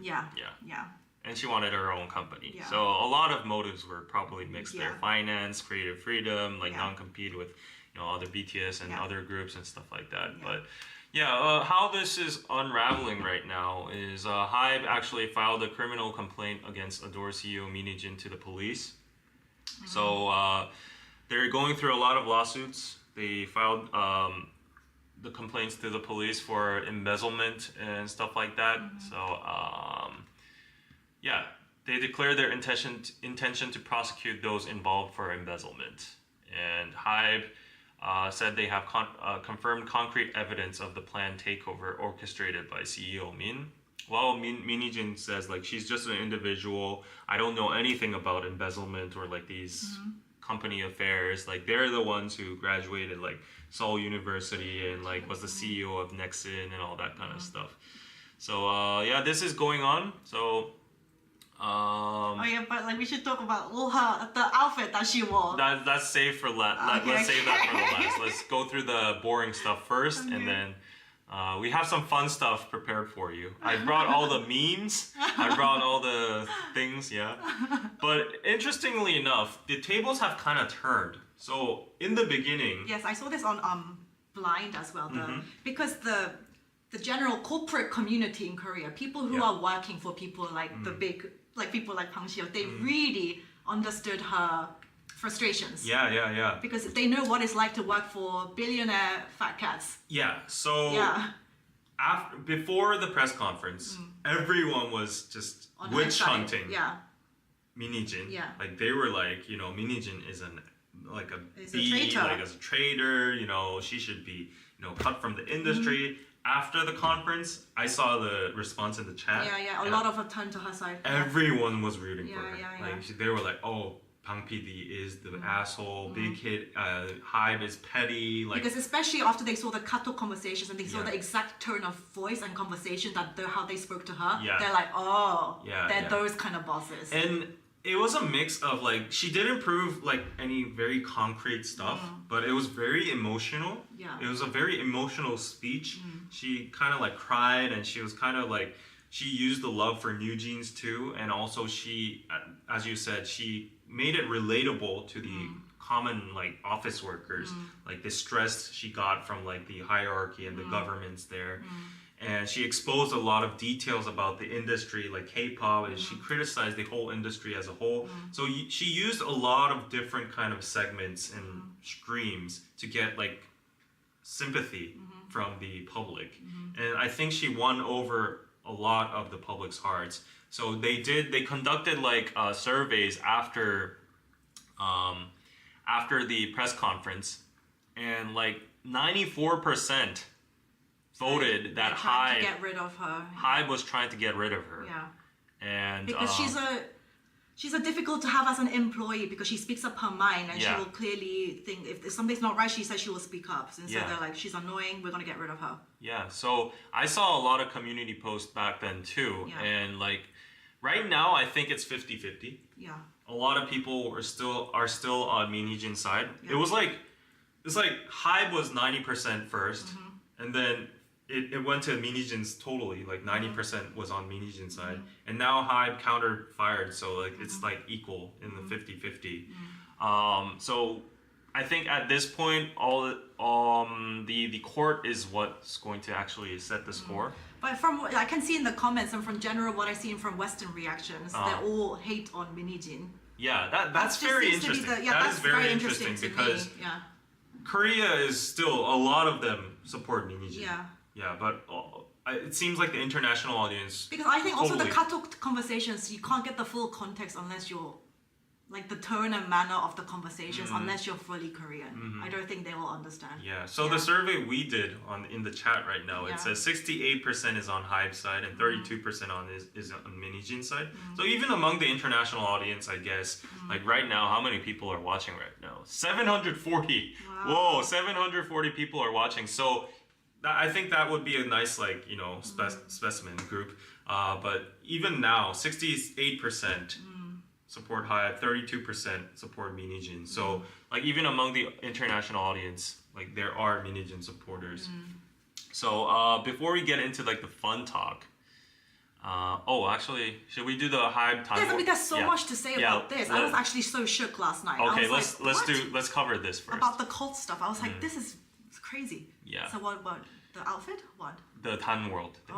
But there's so much to say about this. So right now there are rumors that Hive is involved in the cult religion Tan World.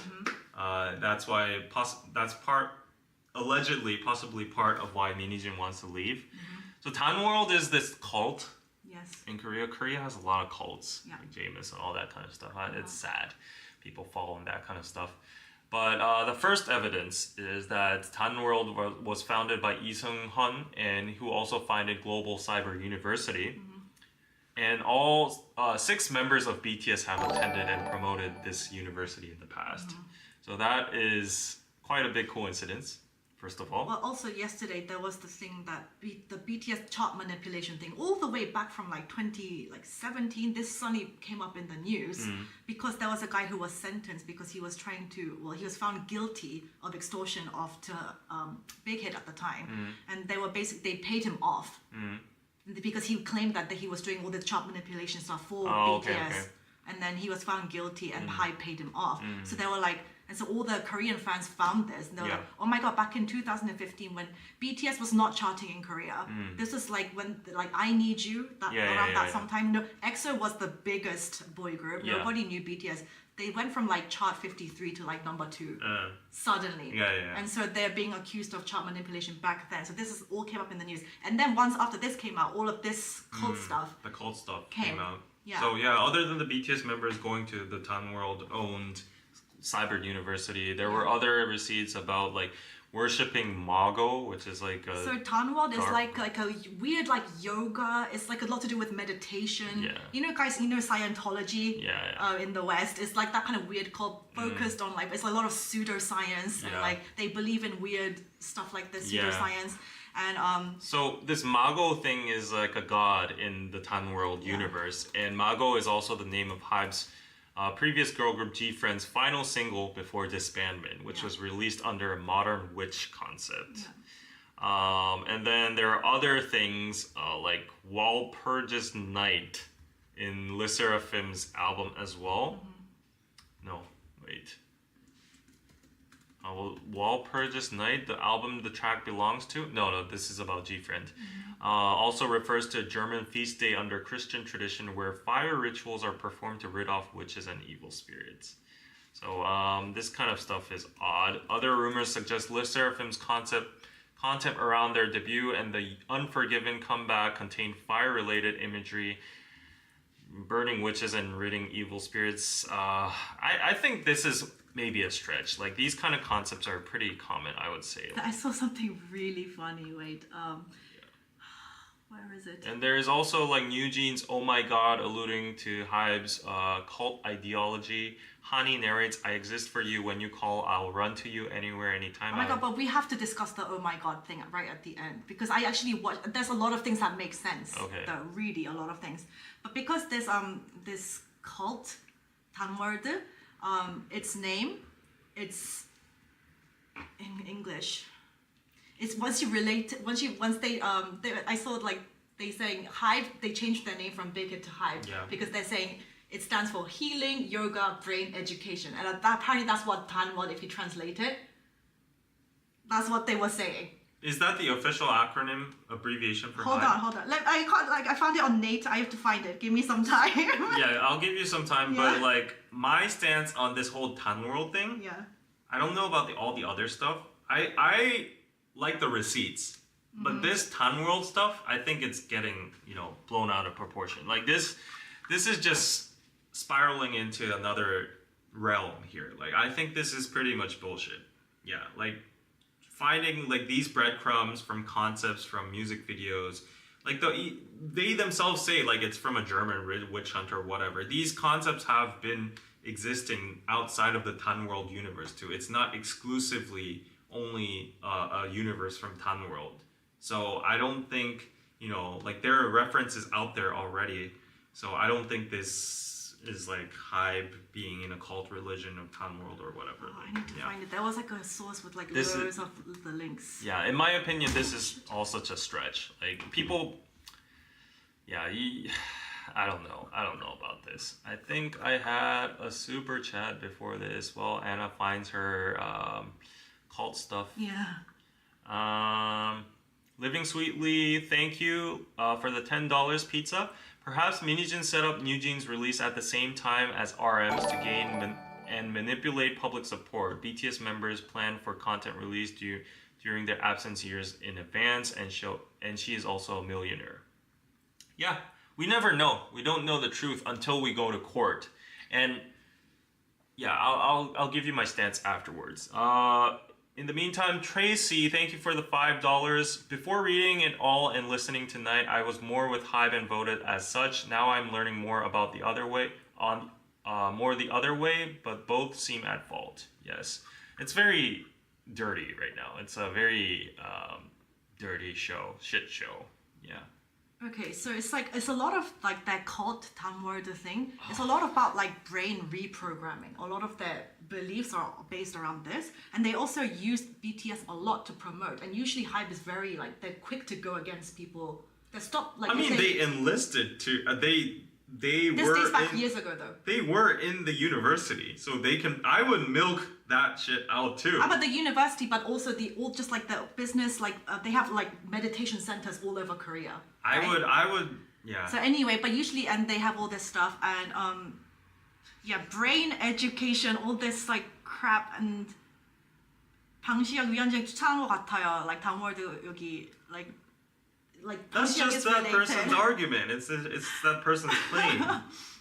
Anna, you really need to get out of this stuff. This okay, is but I will show you New Jeans. Oh my god! Stuff. I will show you New Jeans. Oh my god! Okay, but like and this like Tanrul stuff, I will judge this is Delulu. Like, this isn't any receipt or anything. This was not the one that I saw. Yeah. Anna sounds like she's in the cult. I am agnostic. Not so long from now, she's probably gonna join the cult to investigate. Yeah.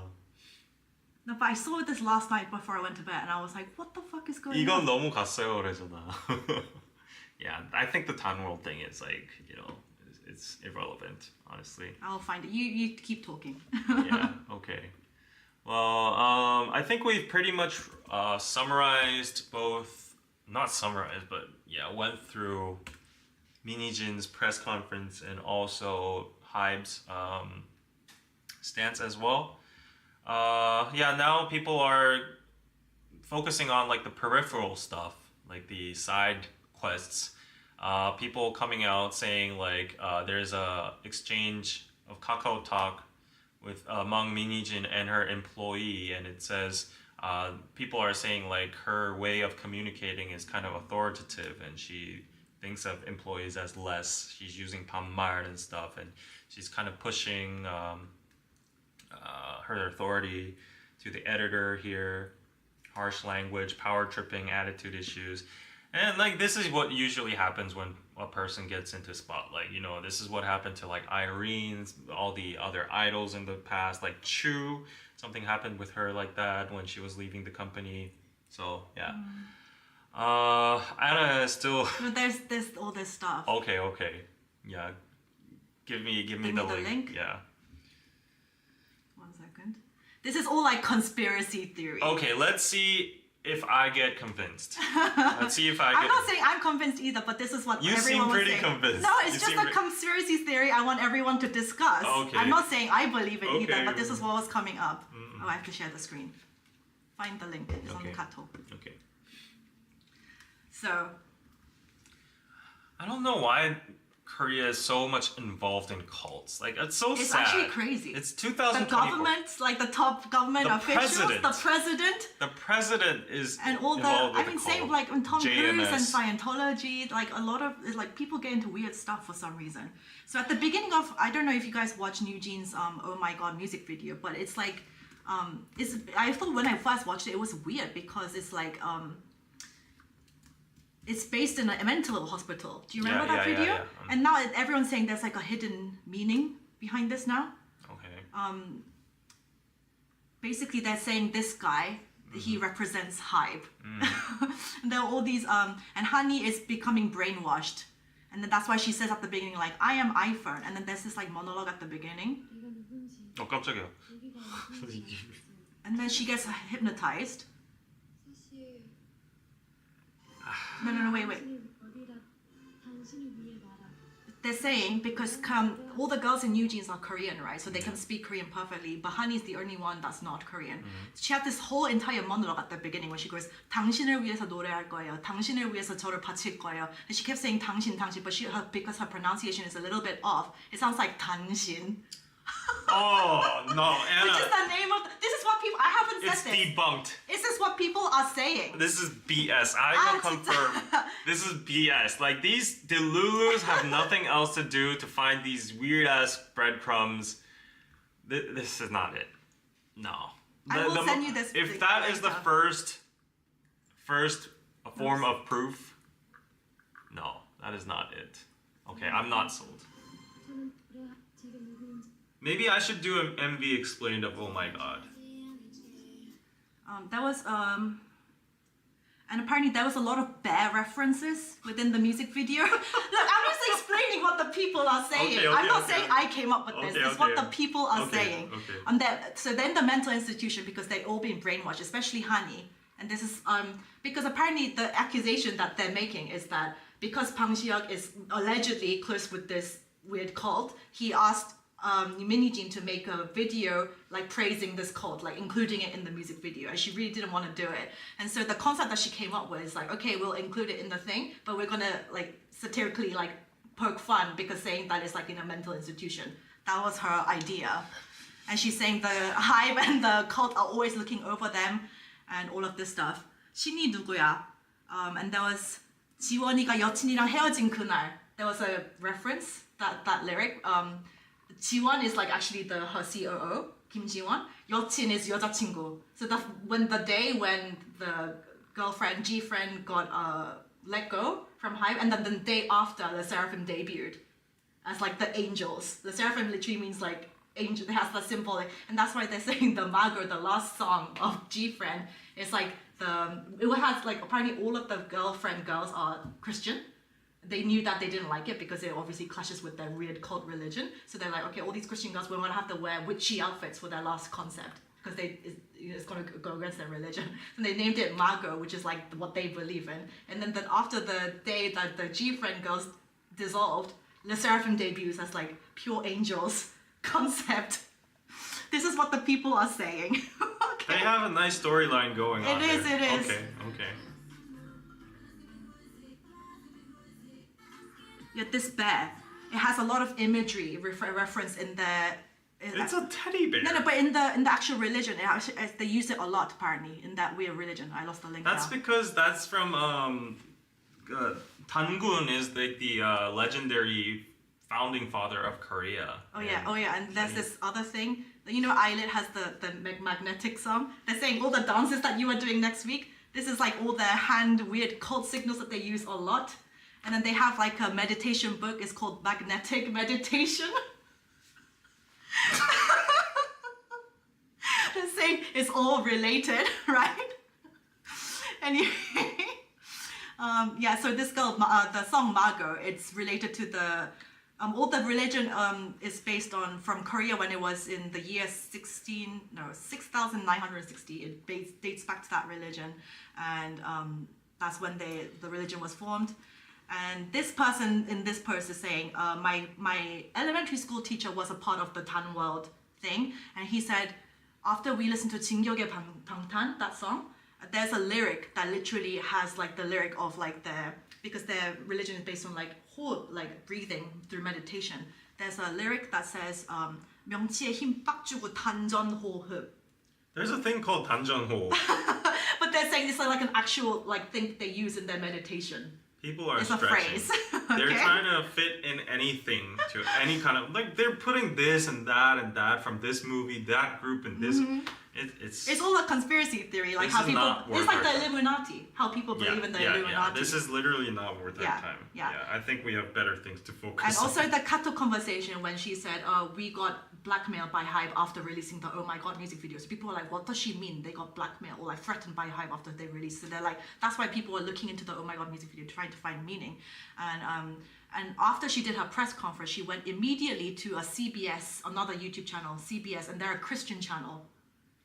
And so they're like, she's like, I want to get away from this weird site. I know that show, CBS Kim Hyun-jung's show. That is one of the most famous like political shows in Korea. That's that place to go. So people are just like, this is a stretch. Yeah. And when in the Oh My God song, it goes 탄나뿐이야. People are like, when she was doing the recording, there was someone back there being like, can you pronounce tan more? Can you pronounce tan more clearly? 탄나뿐이야. Okay, I'll give it to this person, whoever like assembled all this information. It's a lot of effort. I will give it like this person should be a scriptwriter or like something, you know. This person is talented. And in the first thing, 내 생일 파티에 너만 못 온 그날, is saying the lyric translates to when you couldn't come to my birthday party. They're saying that is meaning Bang PD didn't come to New Jean's debut party. And 혜진이가 엄청 혼났던 그날, that's 혜진's getting told off that a lot that day. That 혜진 is 민희진 getting told off a lot that day. 지원이가 여친이랑 헤어진 그날, that's when Kim Ji-won, the other CEO of Adore, when he let go of G-Friend. And these lyrics were written by Benzino, yeah. and Benzino has beef with Pang Xiao. Oh yeah, he was supposed to be a BTS member. He was supposed to be a BTS member, but he didn't like how he was so controlling, and so Benzino wrote these lyrics to Minijin. That part? Yeah, that's something hidden meaning there. That part, I'm kind of getting sold. Yeah, that has hidden meaning, especially if he wrote the rap lyrics. The day you couldn't come to my birthday, Haejin got scolded a lot, and Jiwon broke up with her girlfriend. Yeah. And that was written by Benzino. Yeah. Oh. Yeah. And the names are Haejin and Jiwon. So. Yeah. I always thought those lyrics were pretty random. Yeah, it was so random because it's not random. talking to anything about anything. Yeah. I just thought it was like an artistic choice, but like lyricists have meaning with everything. So okay, that little part, I think maybe something's going on there. But the other stuff about Tan World and whatever, I don't know. Yeah. Would it be okay if we did the zoom in a bit? Rachel, sorry, we're still very immersed in the Hive Minijin universe, so yeah. Content comes first, sorry. Oh, thank you for the super chat though. Yeah. Dude, move on. Yeah, let's move on. I think this cult stuff, we're pretty much done. I mean, this is what all the Korean communities were talking about yesterday, like literally everybody. So So let's do our own stances, our thoughts. Like let's do a wrap up about what we think about. I mean, my wrap up is I don't know shit about fuck. Like all we're being told in the news is like information. Well, you still have a side you take right now. You know, you can be swayed, but like right now, as of now, we've seen all the information. I think they both did wrong. They've both done wrong things. Okay. She could. I also didn't. I don't think. For me, you know, I don't like when I see people getting super emotional, especially in public, things like that. I don't think that's the best way to go about it. I wouldn't have cried personally if I were her. I don't know if that was genuine or like that was like a thing that she intended to do or whatever. But I can tell she is. I can feel her genuine intentions with like how much she wants New Jeans to succeed and how much she cares for them and how much she cares about the heart. I don't think she's lying about that. She very much cares about her reputation and the work that she produces. Whether I don't know all like the business side, because a lot of the stuff they also couldn't keep. They had to keep hidden. The lawyers, they were like, we can't talk about this. We can't talk about this. As in her side with like the Tonok stuff, all the money side. I don't know what's going on there, but obviously I think if she did try to her plan is to like take New Jeans from under her. Yeah. Well, from the moment it sounds like New Jeans, they're not communicating with Hybe either. It sounds like they might also want to leave Hybe as well. Yeah. And to be honest, if they fire her, right, and then they become fully in control of Hybe, are they going to have the same like concepts, the same sound, the same songs? Are they going to have the same level of success that they're doing now without her? We don't know. We don't know, but like that's also another question. As was for Hive, I'm sure there's a lot of things that she did wrong. Like I said, like she shouldn't have gone under that or tried to go to investors, whatever. But also, Hive is not innocent in this party as well. Guys, they're a huge, massive conglomerate. They're like he's a billionaire. There are ethical wrong things that they've definitely done. They are not like 100% clean here. Yeah. Absolutely no.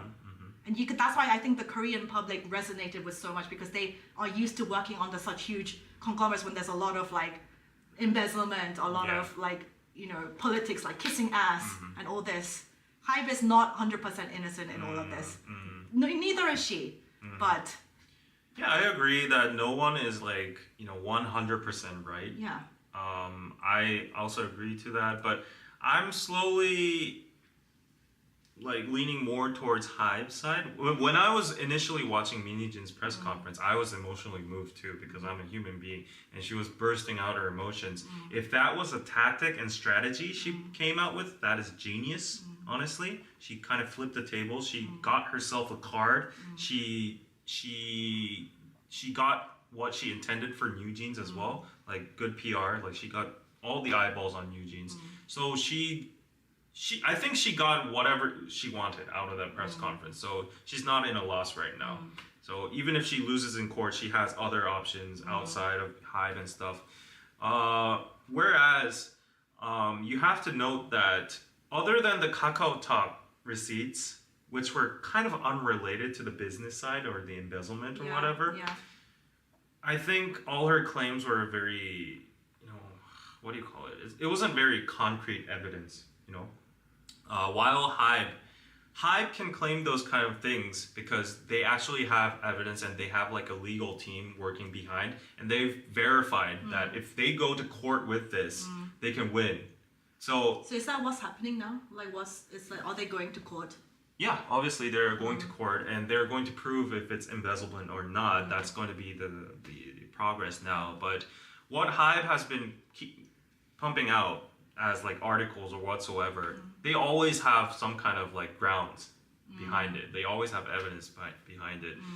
Even if they don't show it as a multi-corporate, multi-label conglomerate, they can't say that without any kind of backing. But Minijin right now is on like the edge of a cliff.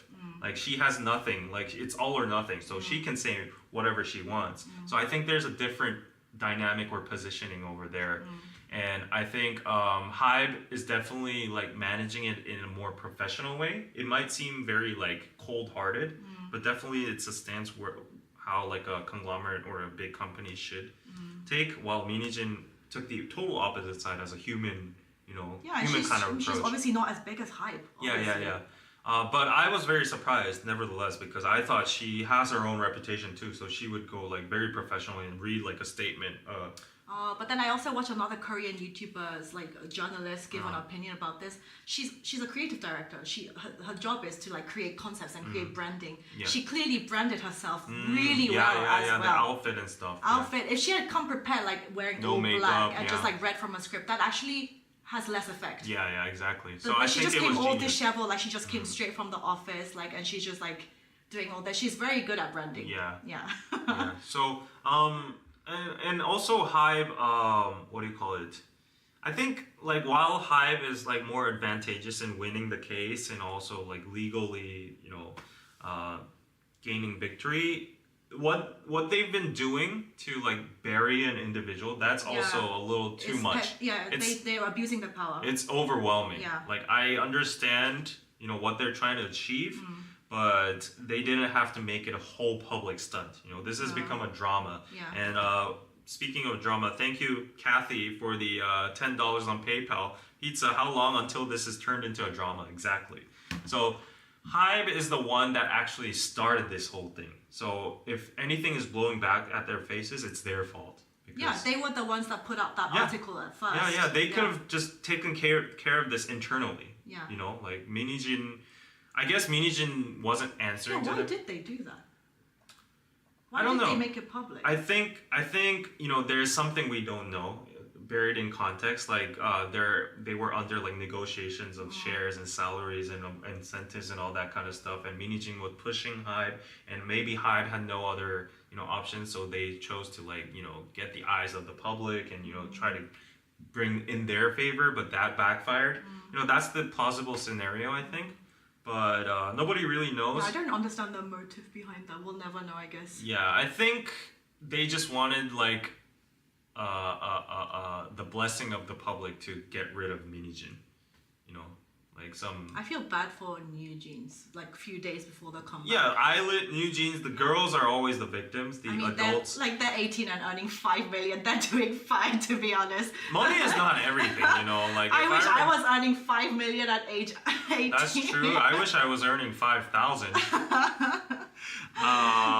But Hybe is doing the most to discredit her and turn everyone against her. No one is innocent here. Exactly. A lot of the journalists that were present there for her press conference, they were like, after they listened, they were like, okay, even if we don't get like the first initial scoop, we actually want to try and help you like put out your side of the statement. Yeah. Because we actually, obviously you're not as big as Hybe, we want to actually help you get out your side. That's what they were saying. Yeah.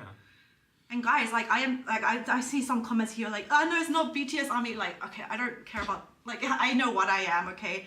I'm just calling out the fact that yes, Bang BTS has done a lot for the industry, for BTS, obviously, but also you guys know he's like a billionaire, and I believe there are no ethical billionaires in this world. Yeah, in terms of what Minijin is claiming about the governance of Hybe and like the corruption or what the big shots are doing, like the decision making and like the spending and all that kind of stuff. I'm not totally like debunking or like disregarding her claims. I'm pretty sure many of them are true too. But as Anna said, as big companies operate, Yeah. They're greedy associations, Yeah. you know, organizations. They move out of the motive of earning money. Yeah.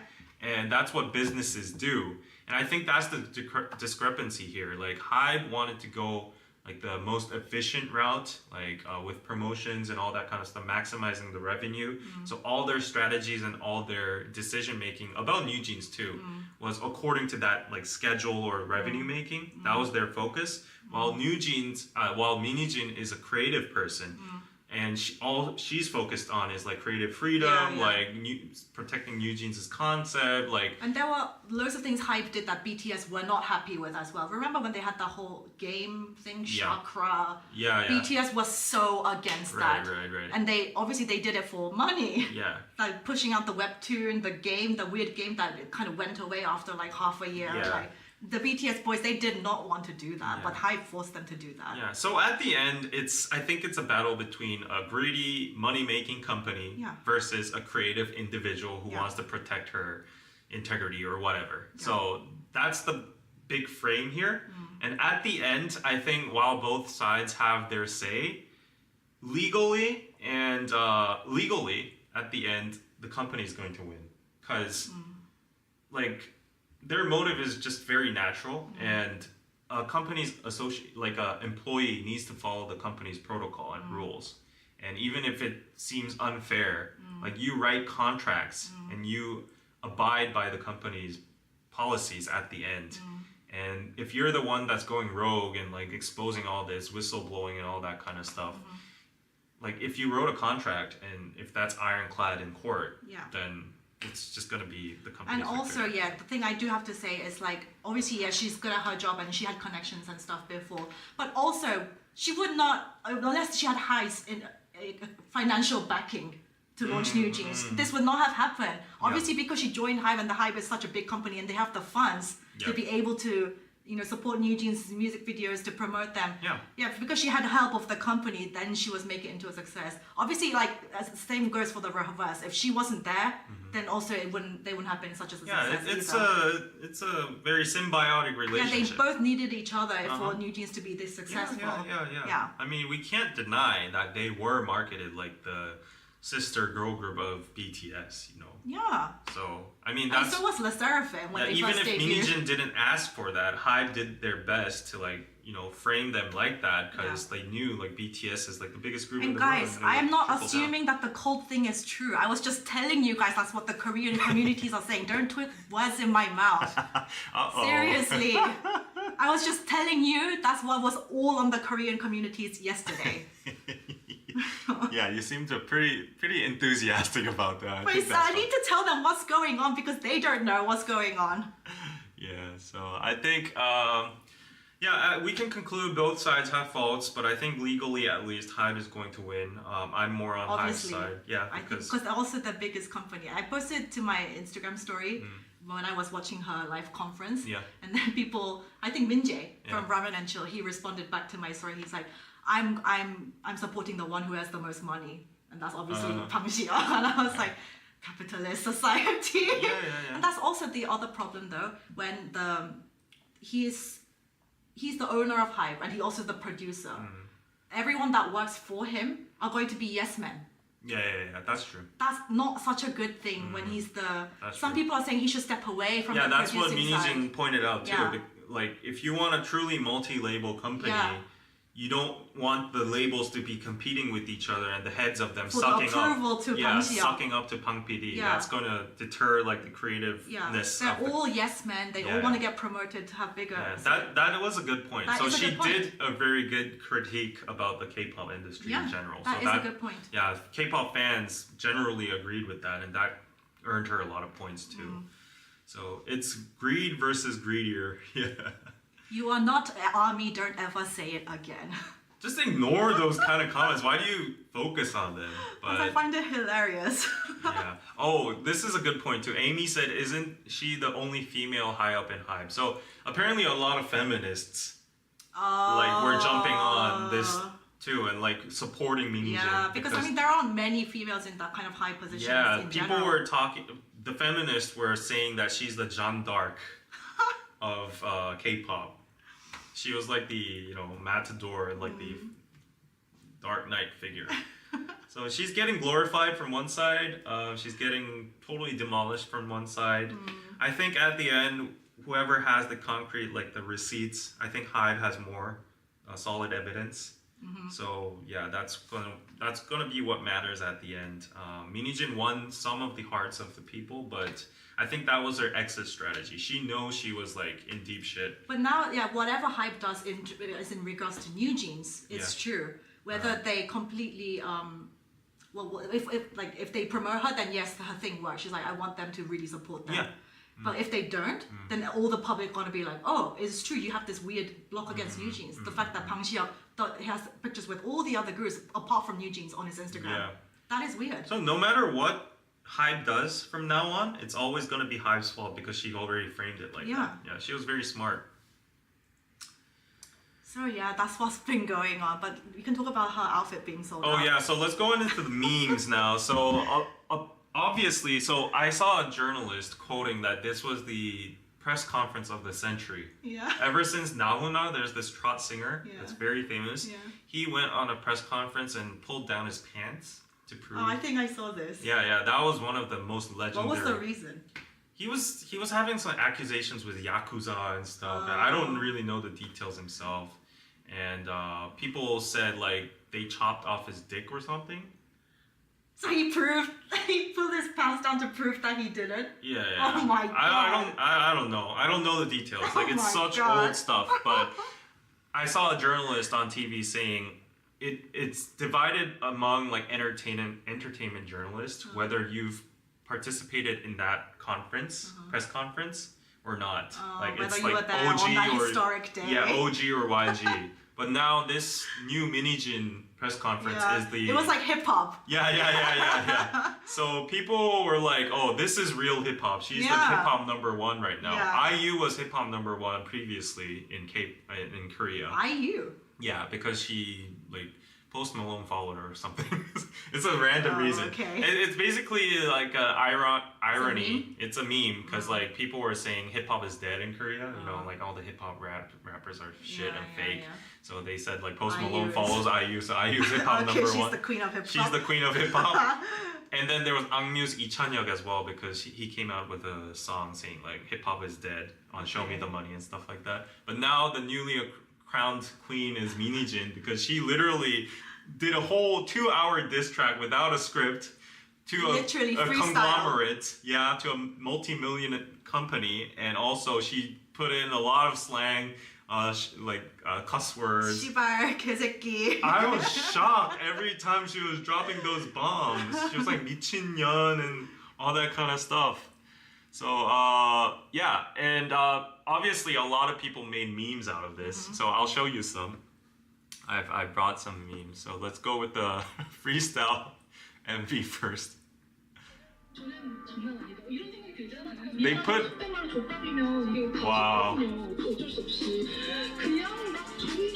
They put like beats. Yeah, I'm playing the sound on mine. Like Spitfire rap. And this has 3 million views. Yeah, they just mixed it to a hard hip hop beat and like trying to make it sound like Eminem kind of thing. And then they have so many. This is like Lose Yourself official. Yeah. They made AI Lil Heejin. And that her hat and the sweater that she was wearing, it sold out instantly. This is crazy. Everyone's so creative. This is Minijin's actual dialogue. Oh, look at this. That's AI generated. Oh my god. People are so creative. Is that her voice? In AI? Oh my god. Okay, you might get copyrighted for the song though. Okay. Oh my god, that was so funny. Can I have some water, please? Yeah. This is mine if it's okay. Okay. And then they made like a whole drama movie trailer. This is like a K-drama stuff.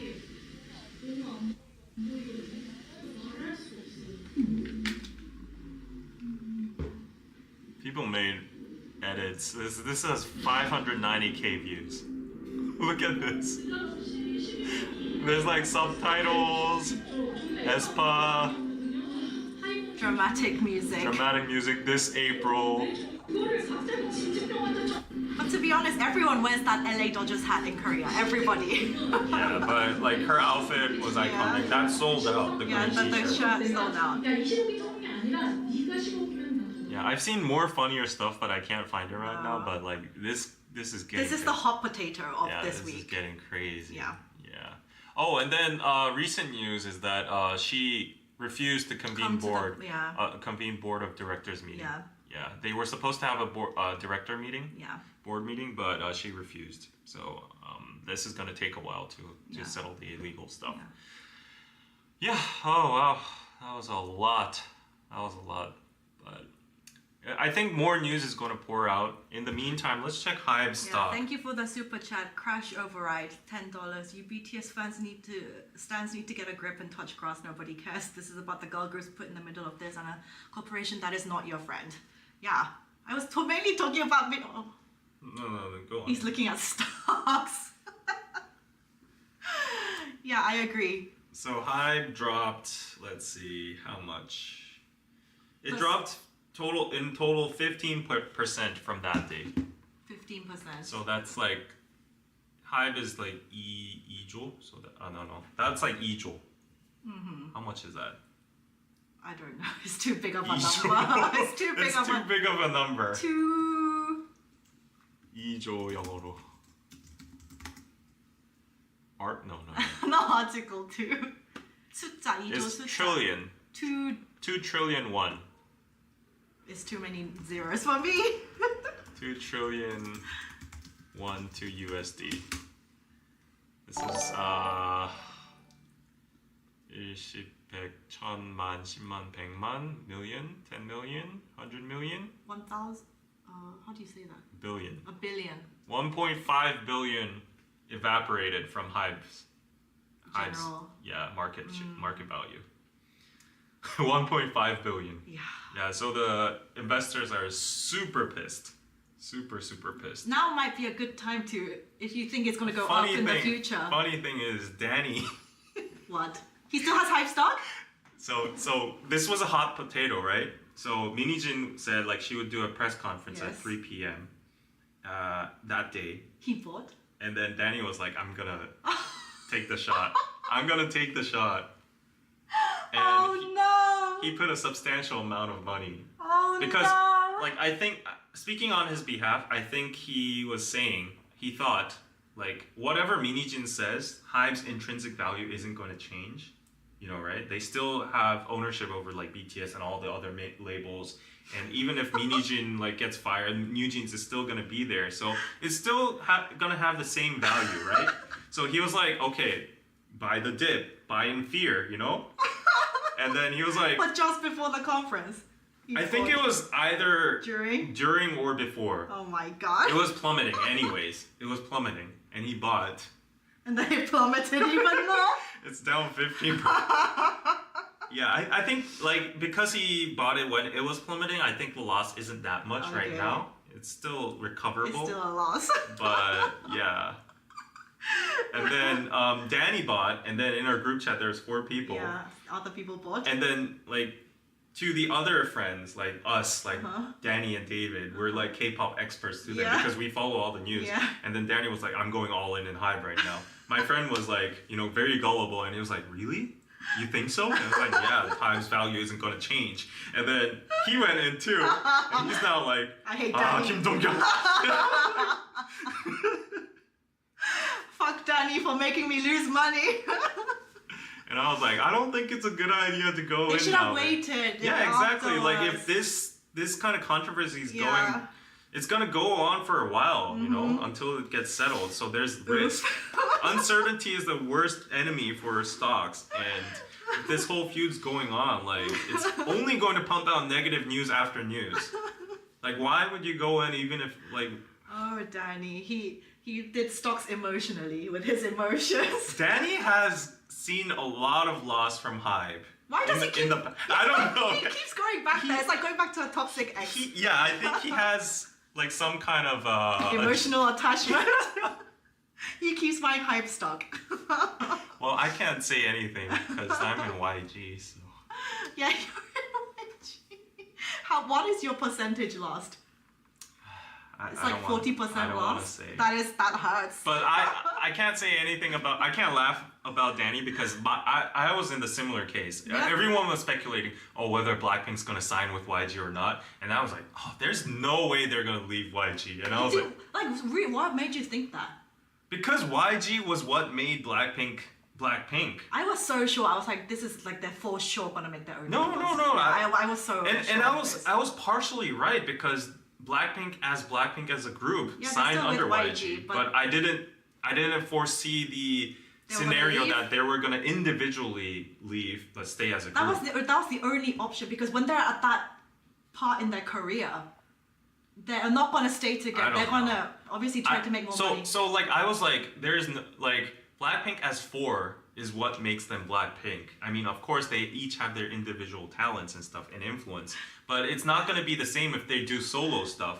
So I was like, they are going to stay put, and as a group, YG owns like the copyright and whatever, so it's only plausible that they're going to re-sign with YG. And that's what they initially did, and that's when YG went up like 15%. I was like, I'm getting rich, baby. And then the next day, they had like, they were like, we're maintaining the group as Blackpink, but we're doing individual activities at different labels. And I was like, this is an Uno reverse card. Like, this is not...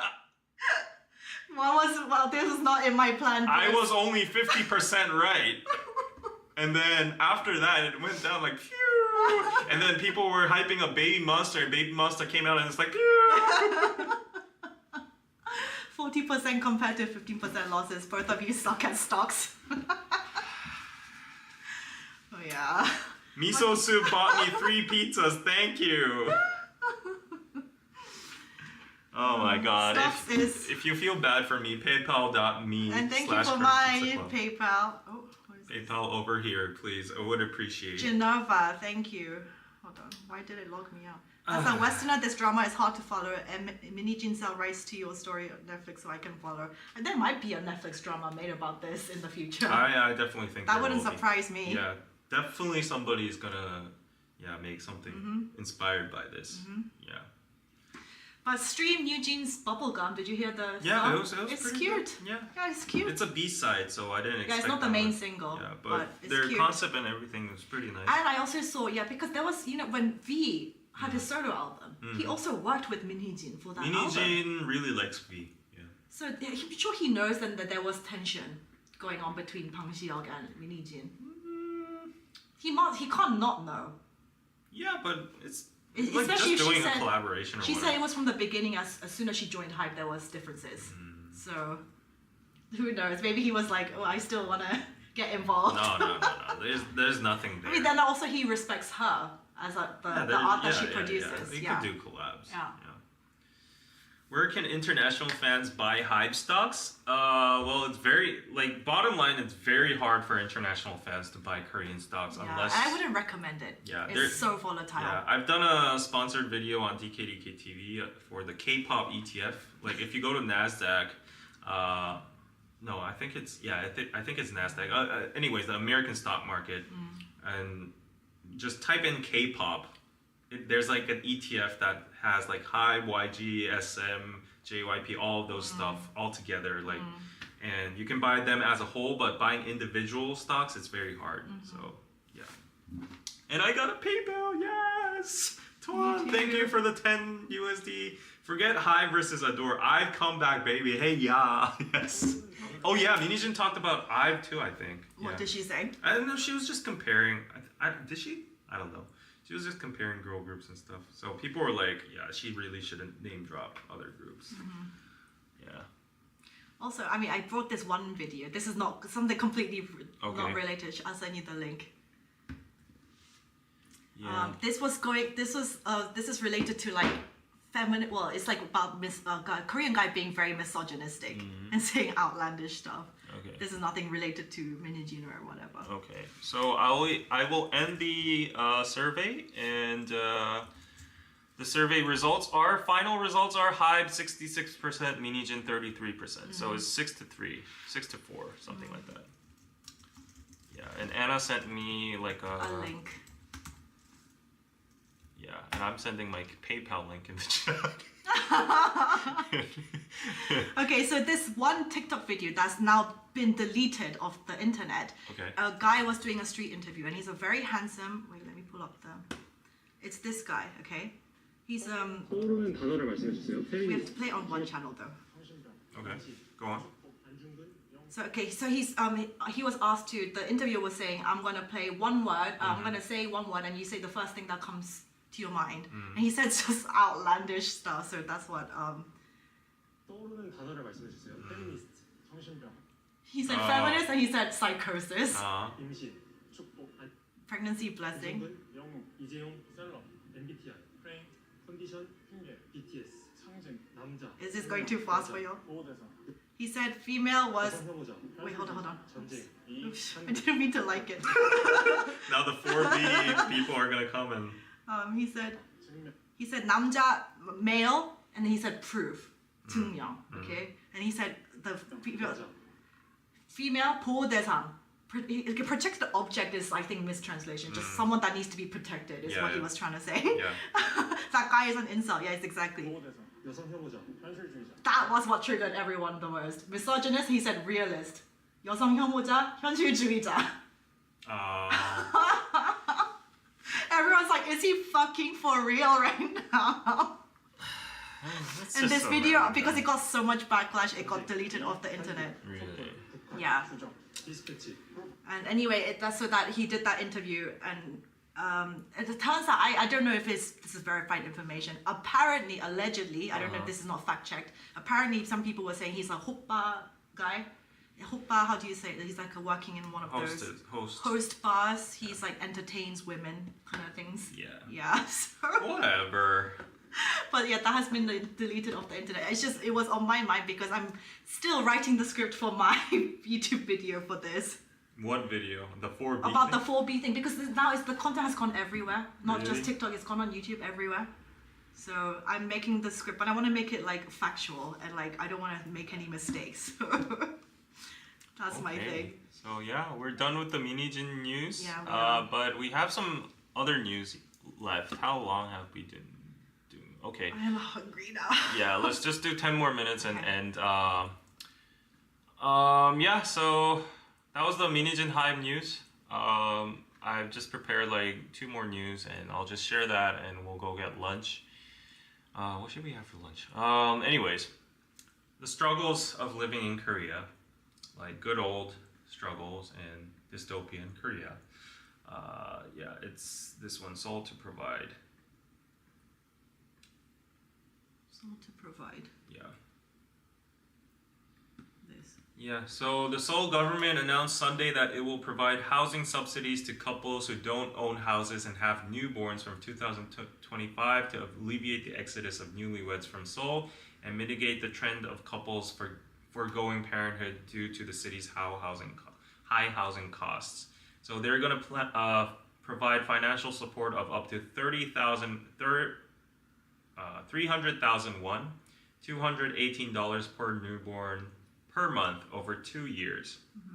That is a maximum of 72 million won, which is like $7,000. So they're just giving out money for. Yeah, but this is all coming out of our taxes. Yeah. So I feel like I should get married now and have babies because I'm missing out. You know, like that's actually a lot.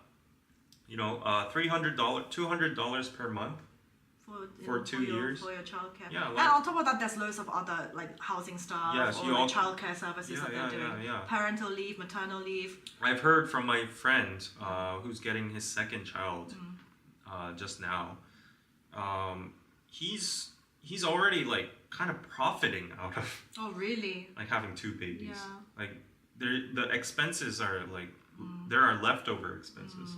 You know, like he gets like this amount of money and this amount of subsidiary funds and like he gets like a discount on loans and like his housing prices and wherever he goes, like the public places, like there's like exhibitions discounts, parking fee discounts, like movie discounts.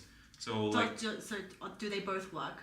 Your friend? no, and only my friend works. Oh, okay. Yeah, but I think the trouble is for work. If both parents are working, then trying to find nanny or like someone to look after the child while they're both working, that's like the biggest. yeah. So problem. recently there was also news that like big companies like Samsung, Hyundai, LG, like other SK, CJ, they all now have established like 2 or 3 more daycare centers within the company. Yeah. So if you're just an employee of those companies, the moms just can take their child and it's like in the building. So you put your kid there, you get out of work, take your kid and go home. So yeah, more and more of these policies are popping up. Yeah. And I think they are literally throwing all the money they can at this problem. Yeah, I mean, I guess at the end, like throwing money isn't like the ultimate solution. It's just basically a temporary solution to drive. I mean, it does help though. It definitely does help. Yeah, I mean, I think it does help the existing couples that have babies. Yeah, but I have a question on whether it's going to drive up the birth rate or the marriage rate. Maybe it will because I'm feeling FOMO right now. It's like if I'm paying all this food taxes and then like she's like I should get something out of it. Yeah. I'm paying all my taxes for health insurance for the elders, for the subsidies for newborns and newlyweds. What am I getting? And we have to pay our pension that we're probably never gonna get. Yeah. Never. So I'm feeling FOMO. So maybe I should get at least a fake marriage and a fake baby. A fake baby? What does that mean? You need love too, David. You need love. This is the society that's What is love? Define love, David. What is love? Define love is a chemical reaction in your brain. Hormones. Serotonin. And dopamine. Yeah, dopamine and. It's not real. Is romantic love real? Romantic love? Yeah. What is romantic love? The only form of love that is real is from God. Actually, and a mother's love. I mean, I genuinely have a family member that's technically practicing 4B, not because she hates men, but she's a Catholic nun. So she's devoted her life to God. So she's celibate, she can't get married, she can't have kids. So she's genuinely devoted her life to serving God. So yeah, she's 4B, I guess. Okay, you really like that 4B topic. But because I'm writing the script right now, so it's in my brain. It's in my brain, yeah. Yeah, I'm just kidding about love, guys. Like, that was my... Love, everyone should love. Be happy. Date. What is happiness? Does happiness exist? Yes, it exists. It's a state of mind. 마음가짐. Okay. I think at the end when science develops like to the max, and in 2100 or something, there will be a scientific definition of love. Like they will be able to pinpoint the feeling of love with hormones and chemicals and whatever. I mean, I think just like the basic explanation, just be like, when you just can't stop thinking about that person all day and you just seeing them happy makes you happy, you want to do stuff for them, like that is love. Yeah. That is love. But does it last? That's the question. Yeah, does it last? Does anything last? Yeah. Is anything permanent to last forever? And also, can you have that feeling for more than just one person in your lifetime? What about you, Anna? David is sounding a lot like Danny all of a sudden. I am happy these days. Yeah, that's why I was joking. What? I think love exists. Yeah, definitely. Yeah. Definitely love exists. And just love between not even just romantic partners, but just love between people. Like if you want to do nice stuff for other people, that's showing love. So my actual definition of love is what the standard is, whether someone can sacrifice something from yourself for the other person. Yeah. So you're willing to do stuff for them. That's you're going out of, you're making effort, like quality time or like doing stuff for them. Because that is totally against human nature. What is your love language? You know the 5 love languages? It's like physical touch, quality time, words of affirmation, 칭찬, or acts of service, like doing stuff, or like gifts. I think definitely not gifts. Yeah, I think for me as well. Yeah, gifts are very temporary. Yeah. I think like service, acts words, of service, and quality time. I think for me the top 2 is acts of service, party quality time, but also physical touch. That's really important for me. Okay. Yeah, physical touch is very important too. Yeah. That's why long distance would never I can't. work. Yeah. I can't. Yeah, I really respect long distance couples. Yeah. What is love? Yeah, it's a Twice song. Yeah, on to the next one. More struggles of Korea. Yeah, would you give her your kidney for your girlfriend? That's what I call ultimate real sacrifice. love. Yeah, Yeah. that is real love. Kidney, if I could live without it, yeah, why not? I mean, we're married with 3 kids. Are you gonna give me your kidney? No. He doesn't love me. What's the next story? Wait, isn't David's ideal girl Karina? I remember him mentioning it before. Would you give it up for Karina? If she marries me. That's transactional. if she needed a kidney transplant, and there was no match other than myself, and she says, "I've married you." This is men thinking with their ding dong. No. Yeah. No. Yeah. Oh no, people saying, how old is Karina? Isn't she a bit young for David? No, she's I don't not. know. She's Isn't she like 24 or something? Yeah, she's fine. She's adult age. Yeah. 드리겠습니다. Yes, I will give you my kidney. Karina. Yeah. Okay, another depressing news. Oh wait.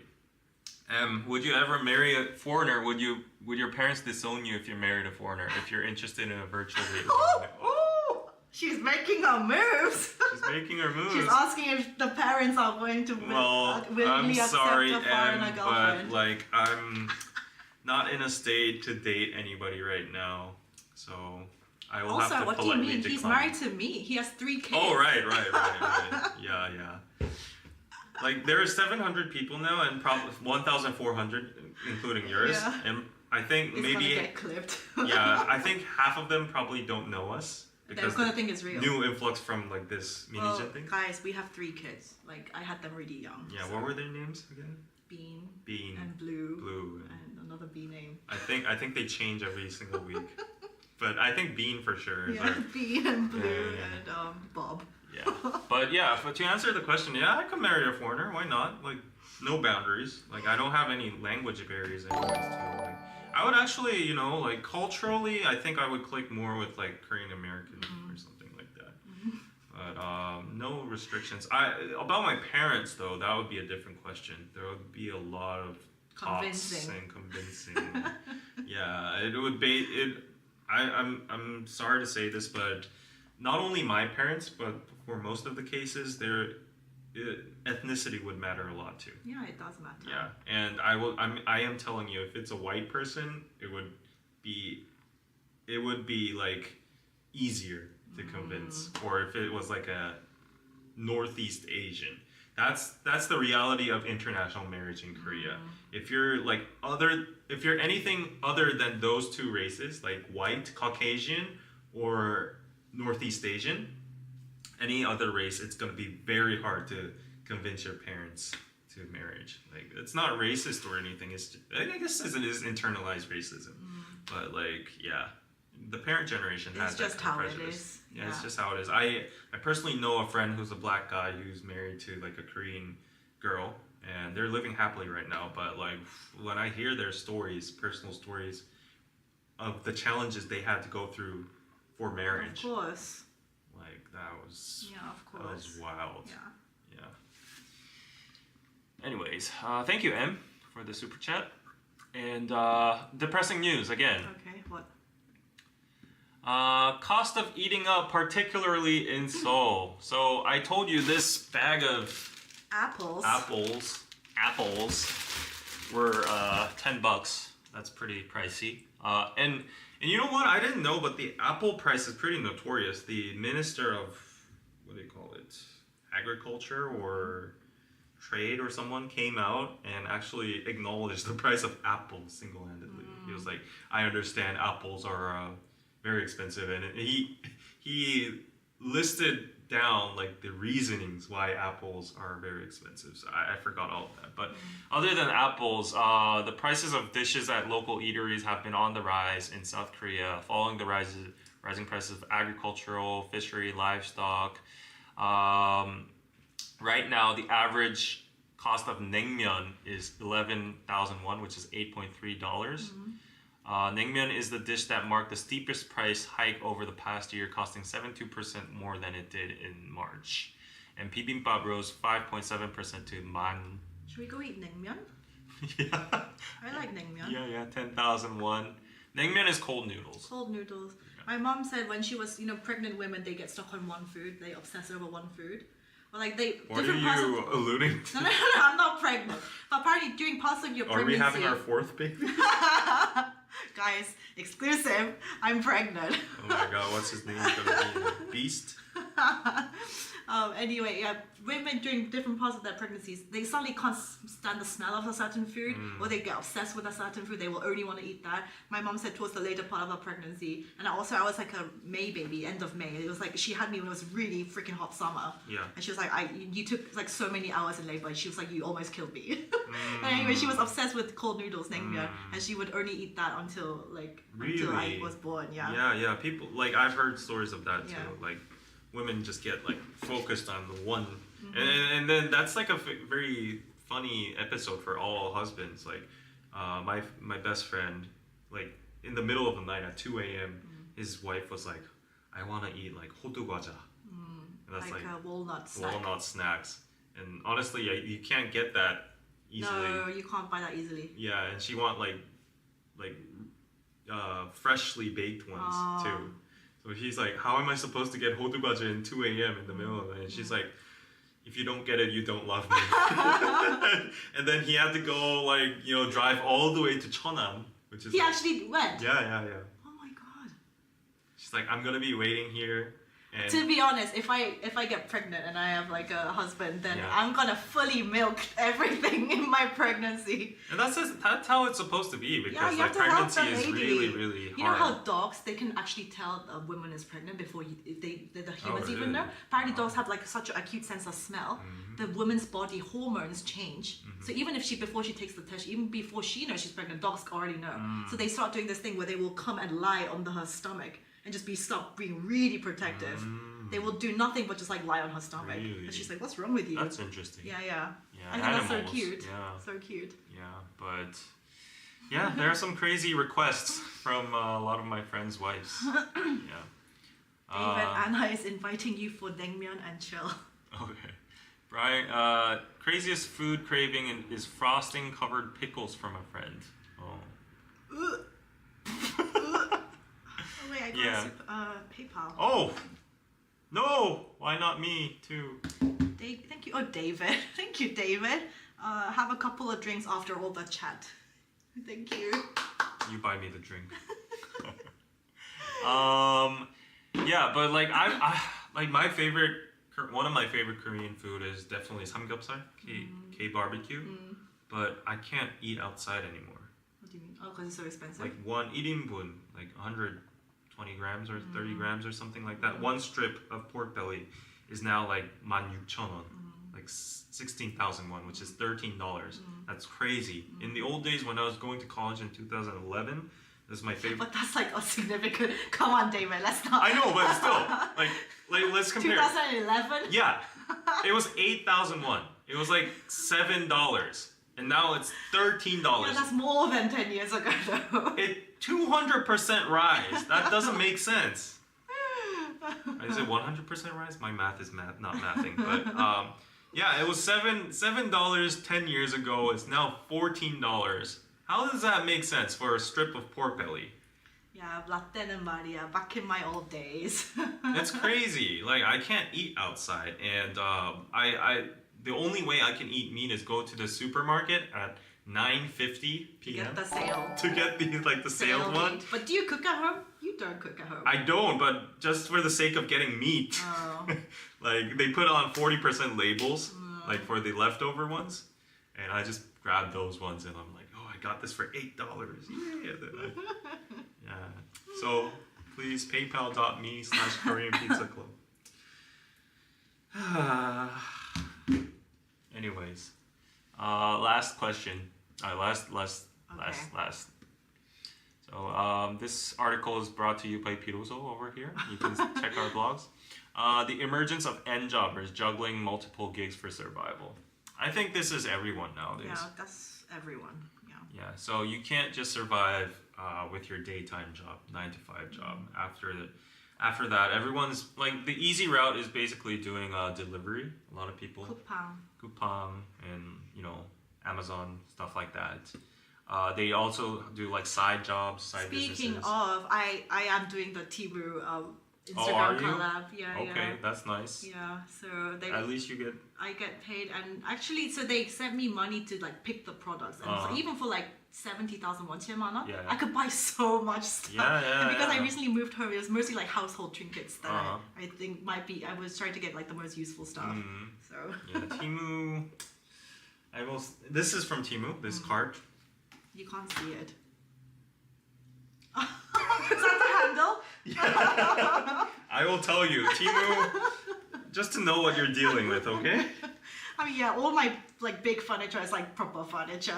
Like, that's like fine. Yeah, but yeah, with this news, over 550,000 people are now engaged in having multiple jobs.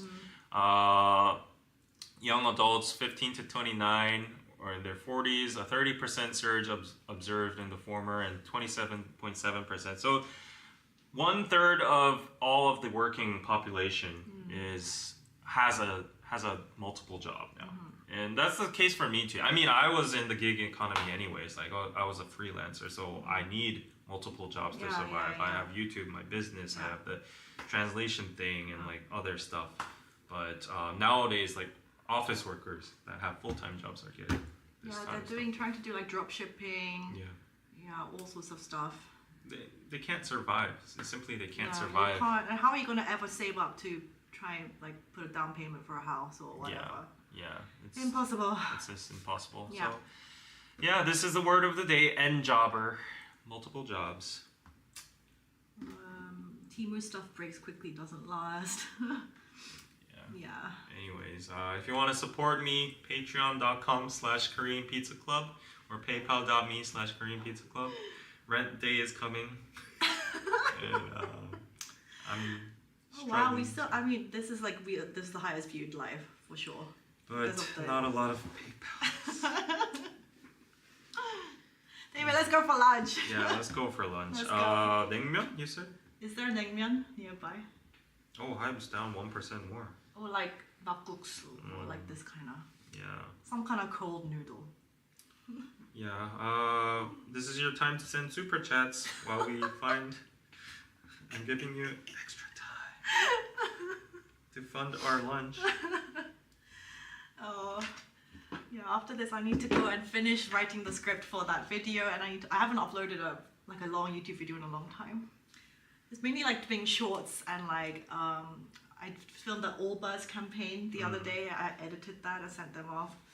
I found that a lot of the brand deals I get now is mostly they want on Instagram and TikTok. So it's hard to stay on top of all three platforms and keep producing content for all three.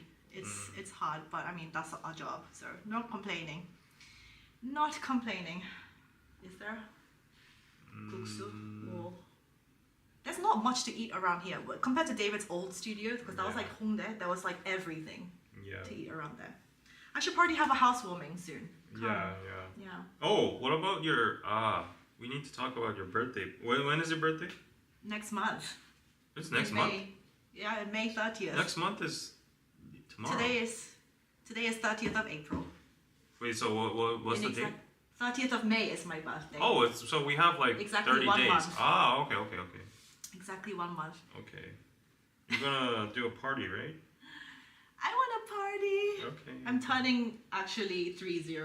Oh, you're feeling that anxiety of the Korean society pushing you to get married? No, to be honest, I think I'll be fine regardless. And guys, I'm very happy these days. I just keep saying that I'm very happy these days. Okay, I think I found a donkasu place. I like donkasu. No, they have naengmyeon too. Okay, let's go. Yeah, it's kind of run down, but it should be okay. Let's go. Okay. Dirty 30, yes. Flirty and flirty. Did Anna ever dance? No. Everyone wants to see me dance. Yeah. Okay, guys. I'm sad. Nobody sent super chat. I gave you 5 extra minutes. 500 people are watching, but not once. At least like the live. You can send afterwards. Or subscribe to Patreon if you want. Cry on cue. Can you? You're an actor. Well, you can. You've been a YouTuber. Cry on cue. No, without the water. Don't. Without water. If you yawn, you'll cry. If you make yourself yawn. Okay. Yeah, go check out Patreon if you want exclusive podcast episodes. And join next week for whatever drama is happening next week. Yep. Bye. Bye. Oh wait, let's do that video chat maybe next week. Yeah, I think Anna's very hungry, so yeah, we can't do it every week, right? Realistically. So thank you for the super chats. Bye.